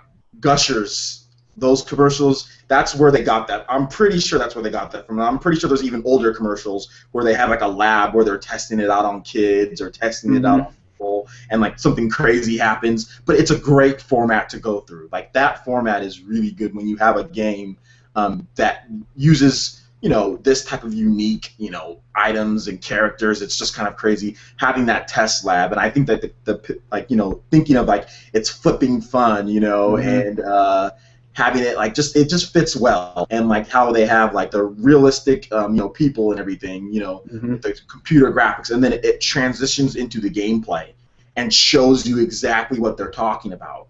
It's not all CGI or just whatever, it's a smooth transition. People who don't know about the game can easily figure out, oh, this is a party, fun, crazy racer, you know what I'm saying? Whereas the core fans, if you're a core Mario game or Mario Kart fan, you're like, okay, yeah, that looks great. That'll really change up the gameplay. So I think it fits for both the casual gamer and for the core gamer. So I'm thoroughly impressed and happy. I'm thinking these are probably Nintendo's best commercials since the Wii U started. You just took the words out of my mouth. I think they might be the best Nintendo commercials I've ever seen. I can't think of a better commercial for a Nintendo game. Love them. I think the humor is a good way to go, but like you said, it uses the real people with the CG cart, and they're funny and memorable because of the humor, and then they cut into the gameplay. I wish they had like actual gameplay, like a little asterisk at the bottom saying this is actual gameplay footage or actual in-game footage, so people don't think it's CG. But yeah, I think they're great. The problem is I've only seen them on YouTube so far. I have not seen any on television. I've heard they're on Cartoon Network, but I haven't seen any on TV. That's where they're going to be, bro. They're on. I can tell you right now where they're on. They're on. They're like, I think they're like on MTV or VH1. They're on Cartoon Network. They're on Nickelodeon. They're on Disney. That's where I've seen it. If you watch ESPN or if you watch like HBO or if you watch, some of the more, for more older audience. Yeah. Yeah, it's not on, and it's not on TNT either for like NBA playoffs. At least I haven't seen it. I think they might start airing them on NBA playoffs, but that might be a good area to hit. Would be TNT, because you have a large range of people who watch the NBA playoffs. Yeah, I think it's a perfect time because it's not like they can do the Super Bowl or anything, but the NBA playoffs, maybe even the NHL playoffs, Oh yeah. But I think Cartoon Network, a lot of people think it's. I mean, I know more adults that watch Cartoon Network than kids. My nephew doesn't watch Cartoon Network. It's that Adult Swim towards the end of the, later in the night. It's got some good shows on it, and so yeah, I haven't seen any on TV, but I don't spend too much time watching actual TV these days. But yeah, like just to reiterate, great commercials. They actually legitimately made me laugh. A couple of them the first time I saw them, genuinely laughed at them. So that's a good thing. I think humor was a good way to go, and it's a huge improvement over the 3D World.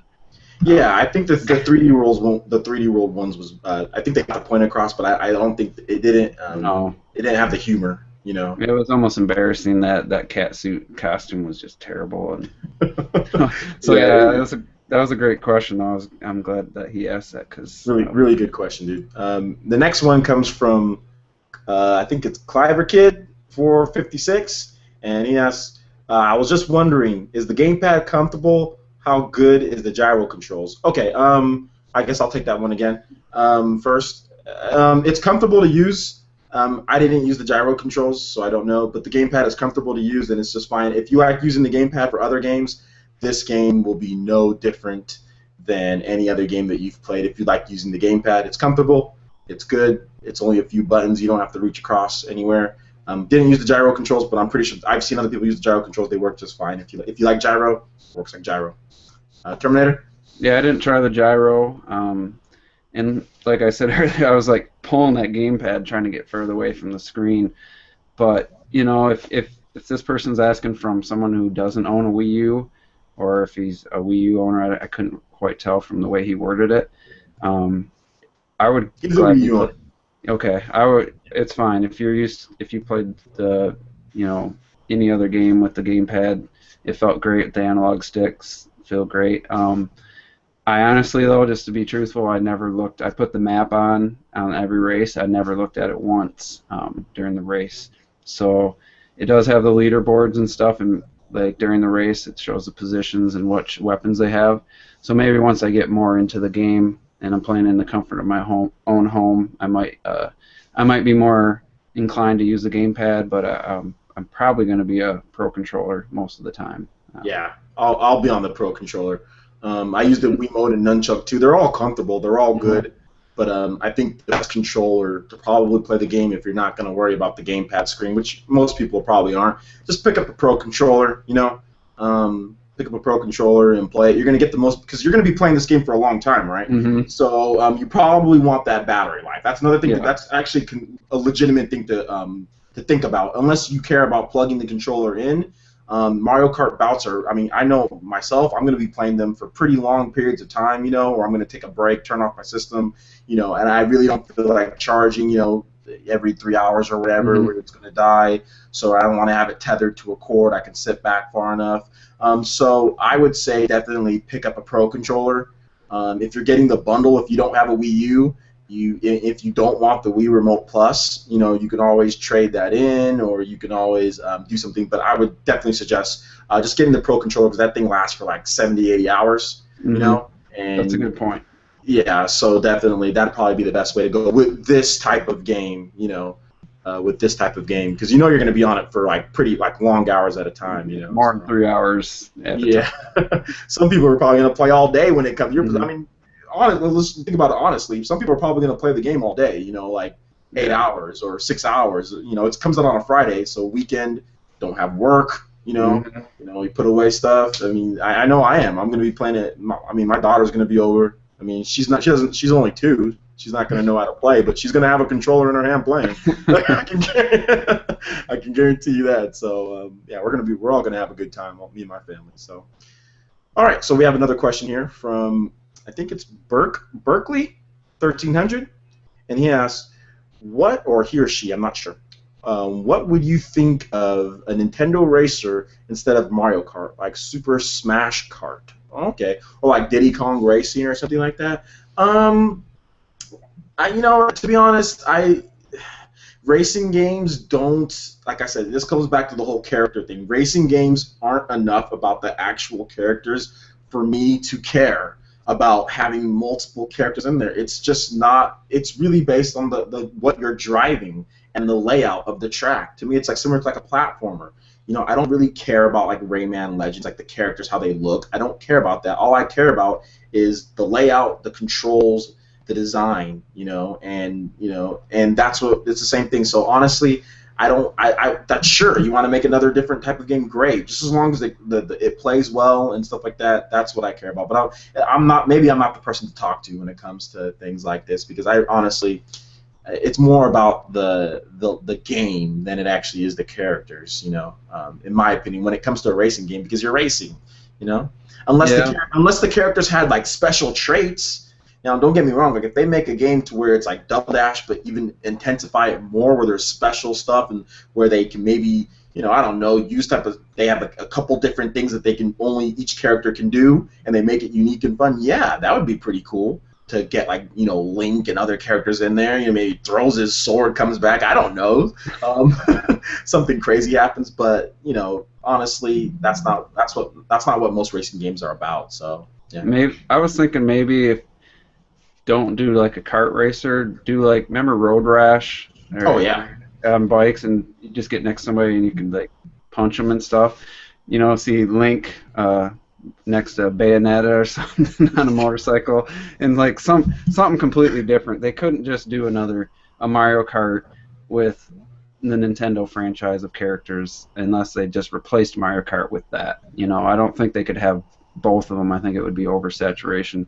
That'd be cannibalization of your own Yeah, franchise. so maybe if they just said, okay, no more Mario Kart, but we have Nintendo Kart or Smash Kart or something, and then just from that day forward moved on. But honestly, like you said, it doesn't really matter the characters as long as it's a solid.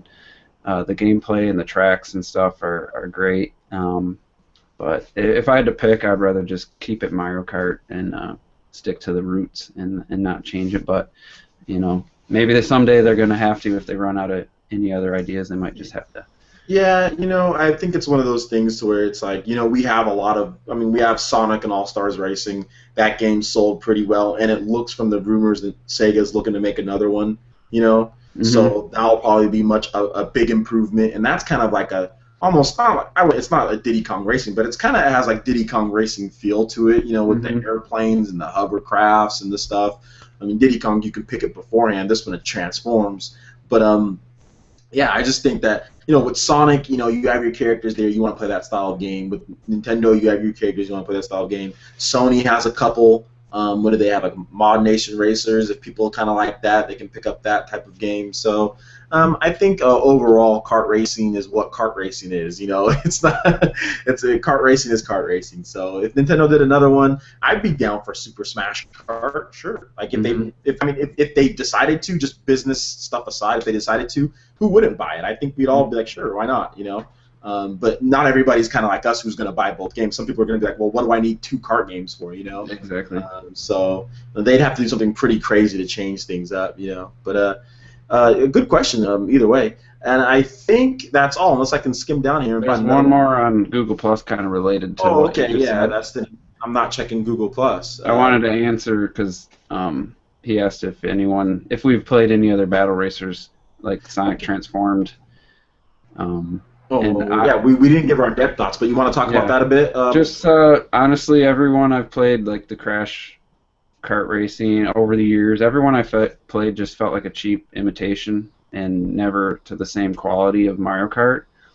So I've never owned one though. I've never put a lot of time into any of the other ones, but it always felt like just a cheap ripoff to me. I did play the Sonic Transform demo, and I know demos aren't always the best, but it didn't leave a lasting impression with me. The 30 frames per second is what made me not want to buy that game. I can't sit here. You can't 30 frames per second. I can't do that with the kart racing game. I'm sorry. No, it just felt off to me. I didn't give it a lot of time, but it just didn't feel right to me. So it's the 30 frames per second. I didn't know it was 30 frames, but it just felt slow and unresponsive. Like I just didn't get excited about it. But there's people who are swearing that game's better, does more for the kart racing games than Mario Kart has ever done, and there's people that swear that that's the best that style racer. It has, I would say that it has some pretty good balancing. It's as far as the item selection, they don't have like the blue shell type of thing. So yeah, I can see why people want to take it a little bit more seriously, competitively. Like it has the online features are pretty good. And I think this is pre Mario Kart 8. People are talking about this, but my biggest problem is that you can't sit here and you can't make Sonic. You can't make a game 30 frames per second racing game, like that type of kart racer. I don't want to play in 30 frames per second. I want to play any racing game. I want to play in 60 frames per second for the most part, and especially if you're going to have a kart racer. Mario Kart 7 on the Nintendo 3DS was 60 frames per second. And like I said, I don't care about graphics as much and all of that stuff. If they wanted to tone down the graphics to get it in 60, I know they try to have to bust it to make it for launch. But at the same time, it's like, I think with the next one, I think they have to move it up. And after looking at Mario Kart 8, there's no reason why you're not like, okay, it looks better. Mario Kart 8 looks better than Sonic Racing Transformed, and it runs at a faster frame rate. So not only does it look better, but it runs faster. So there's room for improvement. But if they did improve the next one to 60 frames per second, and if they did do a couple different things as far as control-wise to tweak some stuff up, I would be more interested in it. But as far as that one, no. the older ones that I've played, like Crash Team Kart Racing, I thought that was kind of cool. But yeah, for the most part, I've always thought they're kind of like not as good as the Nintendo Mario Kart. So yeah, Crash Team Kart Racing might be the only other kart racer really that I got into. I think I played the Jack and Daxter one or something like that, or I don't know. But yeah, Mario Kart really. Yeah, Those are my thoughts. Okay, well, it seems like we're finished with questions. Let me double check. We might have more. Oh, they can now that when you say that you're finished, that's when they keep coming. Yep. So we've got more people joining in on the stream as well. So maybe just do a couple more, then get onto the E3. Yeah, we're probably going to have to. We're going to go ahead and cut it right here because then we're going to get into the 2-hour range here. Mm-hmm. I'm not trying to keep you here all night. I know it's getting kind of late for you too. Yeah, it's hard even for other people to watch a 2-hour video. Yeah, that's gonna be. It is gonna be pretty tough if it gets that long. It really favors people who watch the live stream and not the replay. Mm-hmm. Or people who came in the middle of it and can catch it in parts. So let's go. We're going to get to the big finale. Sorry if I didn't answer your question. This is just getting a little long in the tooth here. So we're going to go ahead and wrap it up for the big finish because I know a lot of you guys are probably waiting for that. So I had he wasn't anonymous actually. On my website, on Playeressence.com, I had a tipster who got a supposedly leaked document of what's coming up at E3 this year. He said, and I'll go ahead and read you what he said. He said this, and so you guys know, I'm not trying to have any. I don't know either. Just to let everybody know, I have no idea what you're going to tell me. This is the first time Terminator's heard it, and like I said, I don't want to put this out there like I know, like I have secret hookups. That is not it. Let's just get this clear before I read this. This is not secret hookups. I am not saying this is true, but looking down this list, everything seems plausible, but the release dates might be a bit questionable. But some of these release dates will blow your mind on these games. So let me go ahead and read what he said. I think I might have gotten my hands on something crucial. This is quotations from the guy you can see it right on my forums, so you guys know where to find this. It's on my forums. It's right there. You can see it. Nintendo's E3 lineup. My friend sent me this picture not too long ago, and he doesn't want to tell where he got it from. So it may not be real, but as soon as I got it, I thought I must post this on PE.com. LOL. I must say you should take this not to be real, but as soon. Oh wait, hold up. Oh, you should take this with a grain of salt and don't take it too serious. Though this list may not be real, it's nice to have some type of list of what we might expect. Although I must point out that there is only one 3DS exclusive game to be shown, and that was blank what we're going to talk about. Not too long ago, Francis or whoever posted the same thing, saying Nintendo will hold 2 E3 developer discussions, which Nintendo is holding 2 E3 developer discussions, and one of them will be Smash Bros. And the other one will be a new exclusive for the Nintendo 3D. I'm adding this in there for the Nintendo 3DS. That being said, this could possibly be the blank game listed on this list as it's the only exclusive shown. Enjoy. So let me go down this list here. I even teased you guys more with that one, saying the blanks in there. I'm excited to hear this. Yeah. Okay. So here's the list, guys. Here's the list. So the paper comes off. It says Nintendo's digital. It looks like somebody just did this on their own. It doesn't look like super official. It could be real. It could not be. But it doesn't look super official. Nintend's digital at E3 event June 10th, 2014 in red. Underneath that, there's a space, and it says there's four brackets: announcement, console, release date, and speaker.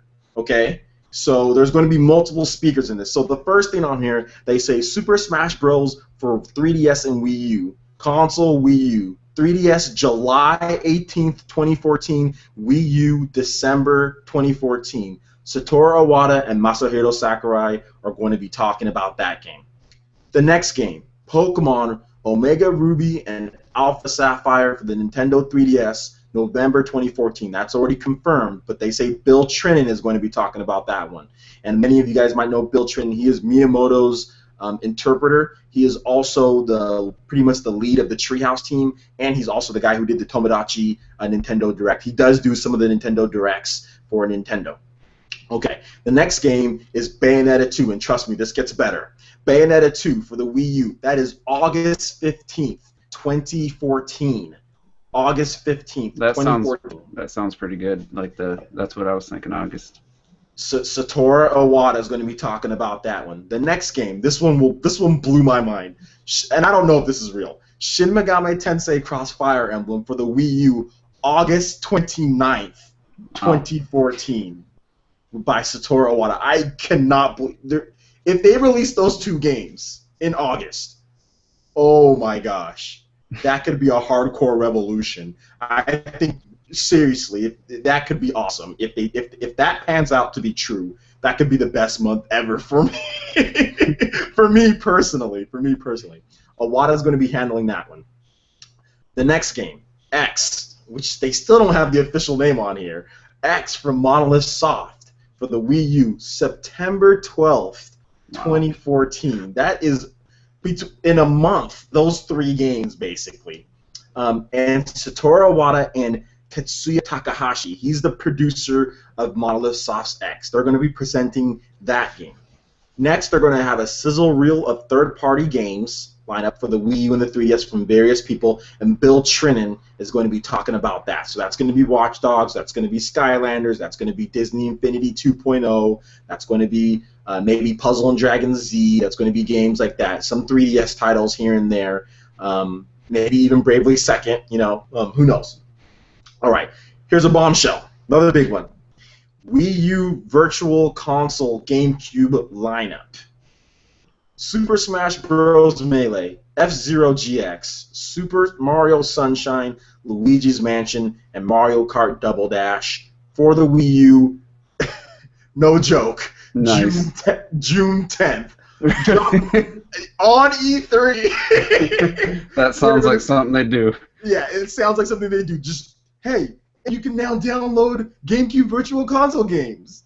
Wow, that'd be cool. If they did that with that lineup, Sunshine, F-Zero, Mario Kart, Melee, man, Luigi's Mansion, holy smokes, June 10th, that's what they say it's going to drop on June 10th.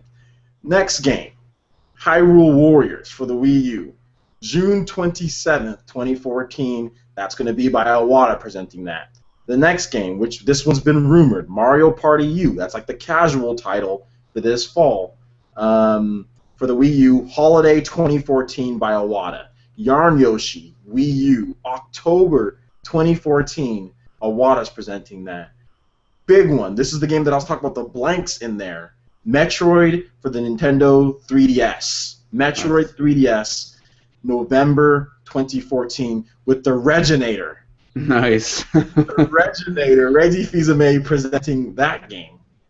That'd be cool.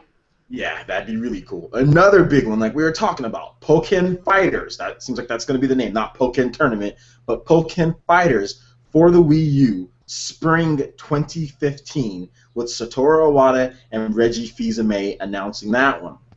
Next game, Star Fox for Wii U, tentative title. This is gonna. I can't believe that they do this, but Wii U Holiday 2014. Really? Yeah, I can't believe this list. All of these games. That's too many games. Dude, we're gonna be broke.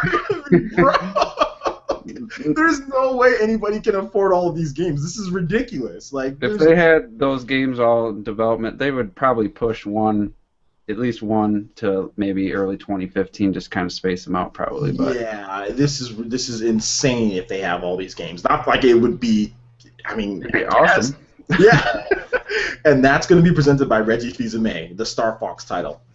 It doesn't say by who it's developed for, so if anybody's asking, is it Platinum Games? Like the last rumor, nobody knows. It just says Star Fox U, tentative title. A lot of people are saying this sounds too good to be true. And here's the big finale. The big finale, as expected. The Legend of Zelda for the Wii U. and this is a weird one. This one says, as far as the release date, it's the only one that says to be announced, 2015, and that's going to be the speaker for that is going to be Shigeru Miyamoto and Eiji Aonuma. Nice. Wow. Yeah. What do you think? If let's just throw out the release dates. What do you think about that digital? And obviously, it looks like it's going to be an event because of the different producers and stuff there. What do you think about that and the games that they announced there? Like, do you think Nintendo would dominate at E3, or would be like that would be your ideal E3 if this was to actually happen? Yeah, I can't think of anything that could make it better than that list you just said. Like maybe Metroid for the Wii U, but they gotta save something for 2015. You know, they can't just like, I don't want to use a dirty term, but blow their wad all in 2014 and have nothing for 2015. So just if they showed just these games, let's say the release dates aren't all accurate, they just showed that list of games and had those people talking about them, and that would be there. How would people ignore that digital event? Like there wouldn't be. Websites won't be able to ignore that event if that's the lineup of games. That would be like top page, IGN, everywhere. That would. The thing for me is that obviously these are all, like people are saying, these are safe picks because these are all games that we have heard about for the most part. The release dates are more of the like you said, the release dates are more of the shock. Obviously, Star Fox is a huge title. If that was to come out on the Wii U, Metroid 3DS would be something completely new. I reported on a rumor a while back saying that Metroid was coming, that I heard from somebody that tipped me that Metroid was coming to the Wii U and the Nintendo 3DS, but it looks like the Wii U probably not for right now. But 3DS looks like it looks like that might be happening. I think Metroid will work fine on the Nintendo 3DS. But overall, I think the biggest surprises obviously are, other than the release dates, is the Virtual Console for GameCube, and I would say Pokken Fighters and Star Fox U. You know, just surprises.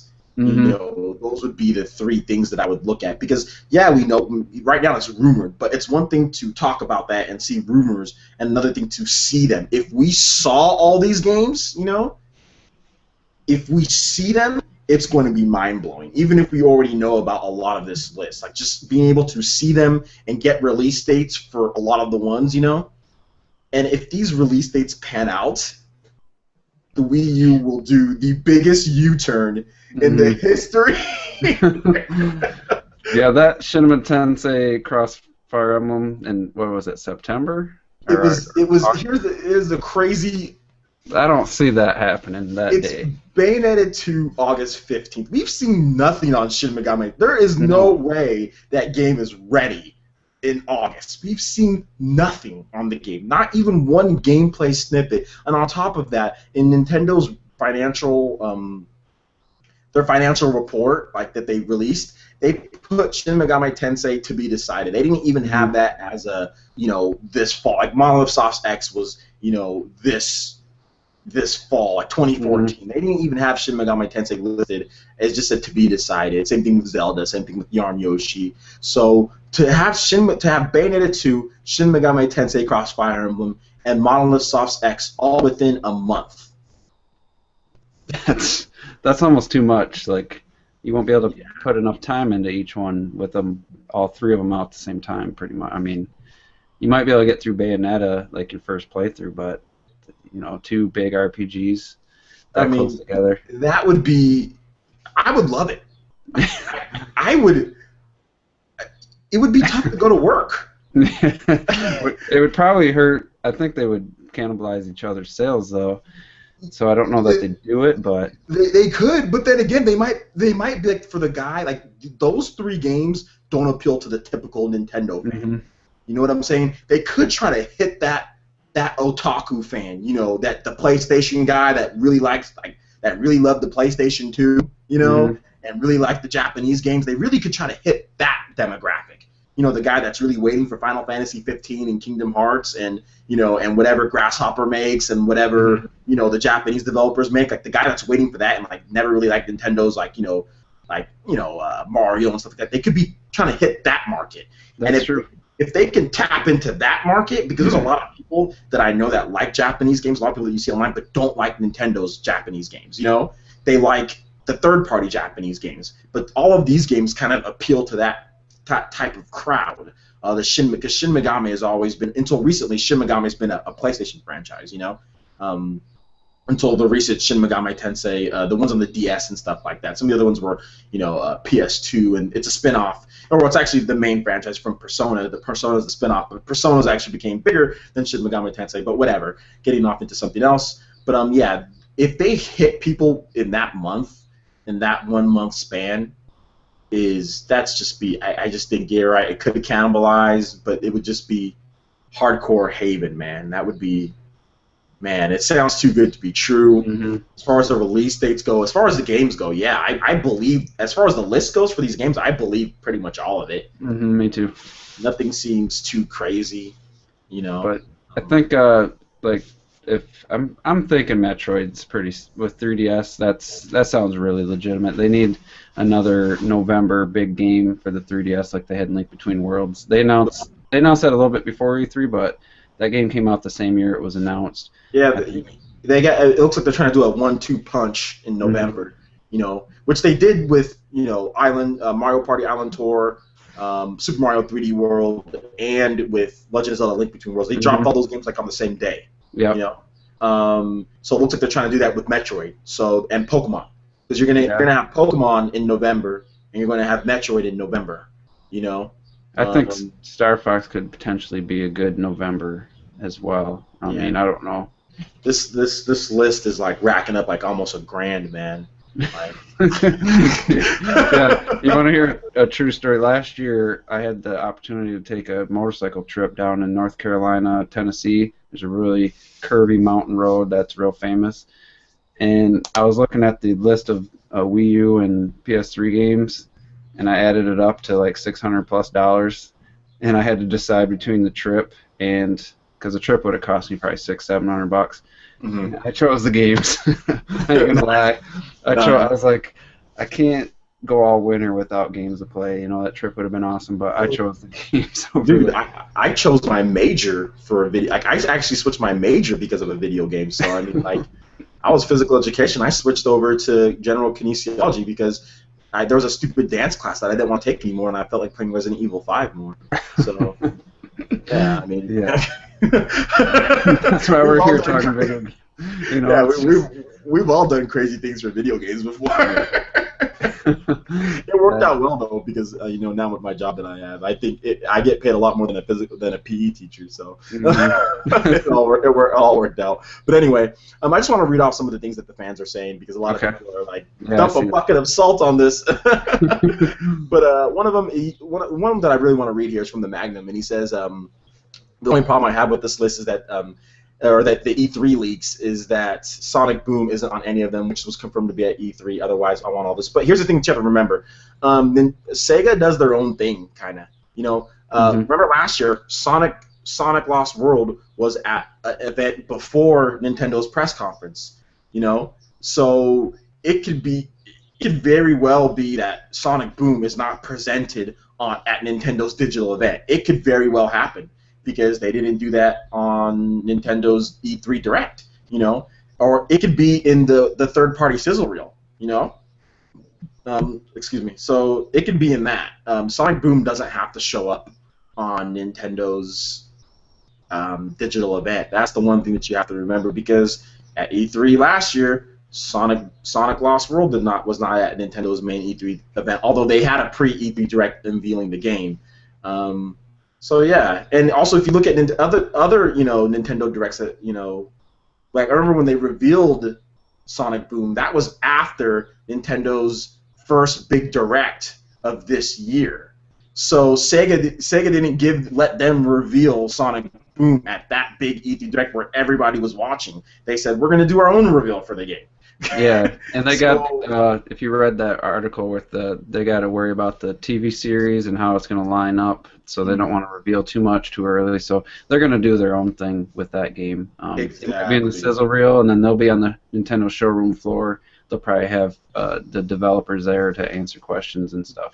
Because I don't think Nintendo wants to promote their TV show, No. and I don't think, like, I think Sega wants to promote them side by side, the Hmm. TV show. It's like, hey, we have the TV show, we have the two games, we have all that. I think that's what Sega wants to do. Nintendo, obviously Nintendo doesn't want to promote their TV. I don't think Nintendo cares about their TV show enough to promote it like that. And I think Sega really wants to handle that property with the TV show carefully and not just say, okay, well, here's Nintendo, let them talk about the game. So I don't think it's going to be at Nintendo's digital events. I think it's going to be in the sizzle reel, Hmm. but I don't think it's going to be something that Nintendo is like presenting on stage because there's no third party. Nintendo really never does that with third party games. So I mean, No. last time I remember them doing that is like Shaun White's snowboarding or something like that. Like back at Hmm. that horrible E3 that they had, Let's forget like, that E3. Let's just forget that E3. yeah, that was the last time that I remember them actually presenting it like a big third party. I'm not even gonna call that game third party game. I had that game.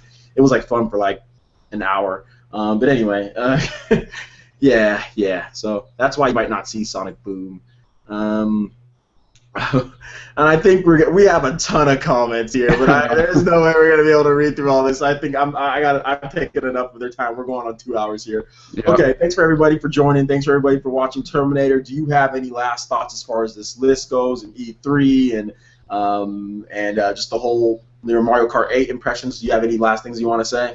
Just, I mean, my hype level for Mario Kart 8 is as high as I can remember for a game, probably since Ocarina of Time, since I had that pre-ordered back on the N64. So I'm just super excited. I can't wait. Can't wait to play it online. Can't wait to take you on and anyone else online. And I just can't wait. So hopefully there'll be something at E3 that maybe won't be till, I don't really want to wait till August, September, October, for the next game, but so I like to say this, I'm trying to think here and talk, but when I tell my friend that has a Wii U, we always talk about momentum. If Nintendo can ever get steady momentum, so I think Mario Kart 8's a good start. Like you said, no one game, and then E3. If that list, if just those games, maybe not the release dates, they show good footage of all those games, have a good presentation, and the GameCube games that people have been crying for, that's just momentum. And then you get Bayonetta. I was thinking August the whole time. Yeah. For Bayonetta, I think that'd be a good time, August, September. And then if either X or the Cross Fire Emblem game came out, I don't think that one will. That Crossfire, there's no way. Probably not. But X, something like that. You got Sonic Boom, you got Watch Dogs. Just builds the momentum and leading up to, if Star Fox is real or that Pokemon. Oh, that was going to be 2015, I think. But yeah, that's 2015. just continued momentum. I'm looking forward to seeing more positive press about the Wii U. I'd rather just this negative stuff just go away, and I think I'd like to see that go away and just more positive, forward momentum. I'm just excited about the future as a Wii U owner. I'm really excited about the future right now. So, anyone out there watching this, you don't have a Wii U, it's now's a good time to get in. Yeah, I would say now is definitely a good time, the Mario Kart bundle. My final thoughts, which I'm going to make a whole separate video on this, so I'm not going to go too in-depth. We've talked about it, but I'll talk about it again on my own. But if this list turns out to be true, Nintendo, they are being the safest, most cautious, in the history of forecasts, unless they're really trying to impress their investors. Because if this list pans out, there is no way the Wii U only sells 3 million. Exactly. Because last year it sold about that, and it had the quality of games were nowhere. I mean, we're talking about Wario, we're talking about Wind Waker HD, great game, but still an older game remade. We're talking about Wii Party U. We're talking about Sonic Lost World. It's the big game with Super Mario 3D World, and I can already look up this list. Smash Bros is bigger than Super Mario 3D World. I would say I would say there's lots of games. Pokemon Fighters could potentially be bigger. Your Pokemon franchise. I mean, The Legend of Zelda. I mean, looking at all these games. I mean, this list, and then like the GameCube Virtual Console games.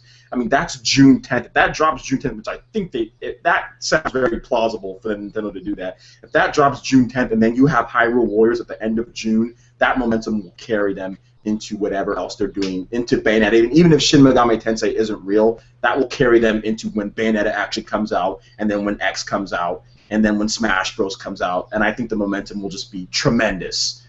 Tremendous momentum moving into the holiday season. And I think people will have to pick up a Wii U as a secondary console, or if you just want it as your main console, you like Nintendo games, you're gonna pick it up. So that's my brief thoughts on that. And as far as Mario Kart 8 goes, super stoked, so excited to see people pick it up and have just play the game and have fun. So I'm looking forward to playing PE game nights and just enjoying it myself. So those are my final thoughts on this whole thing. So that basically wraps it up, guys. I'm pretty tired myself. I'm going to go relax a little bit, do some other things, and look forward to some more posts. Maybe tonight, if not tomorrow. You definitely get some more posts, and of course, we're still looking for people, E3 bloggers. So if you have experience with WordPress and you want to do some E3 blogging for me, make sure you send me an email at francis@playeressence.com. So that wraps up this long 2-hour plus Player Essence Cross Nintendo, and Terminator signing out. Francis signing out here. We will see you guys for the next one. All right, see you guys. See ya.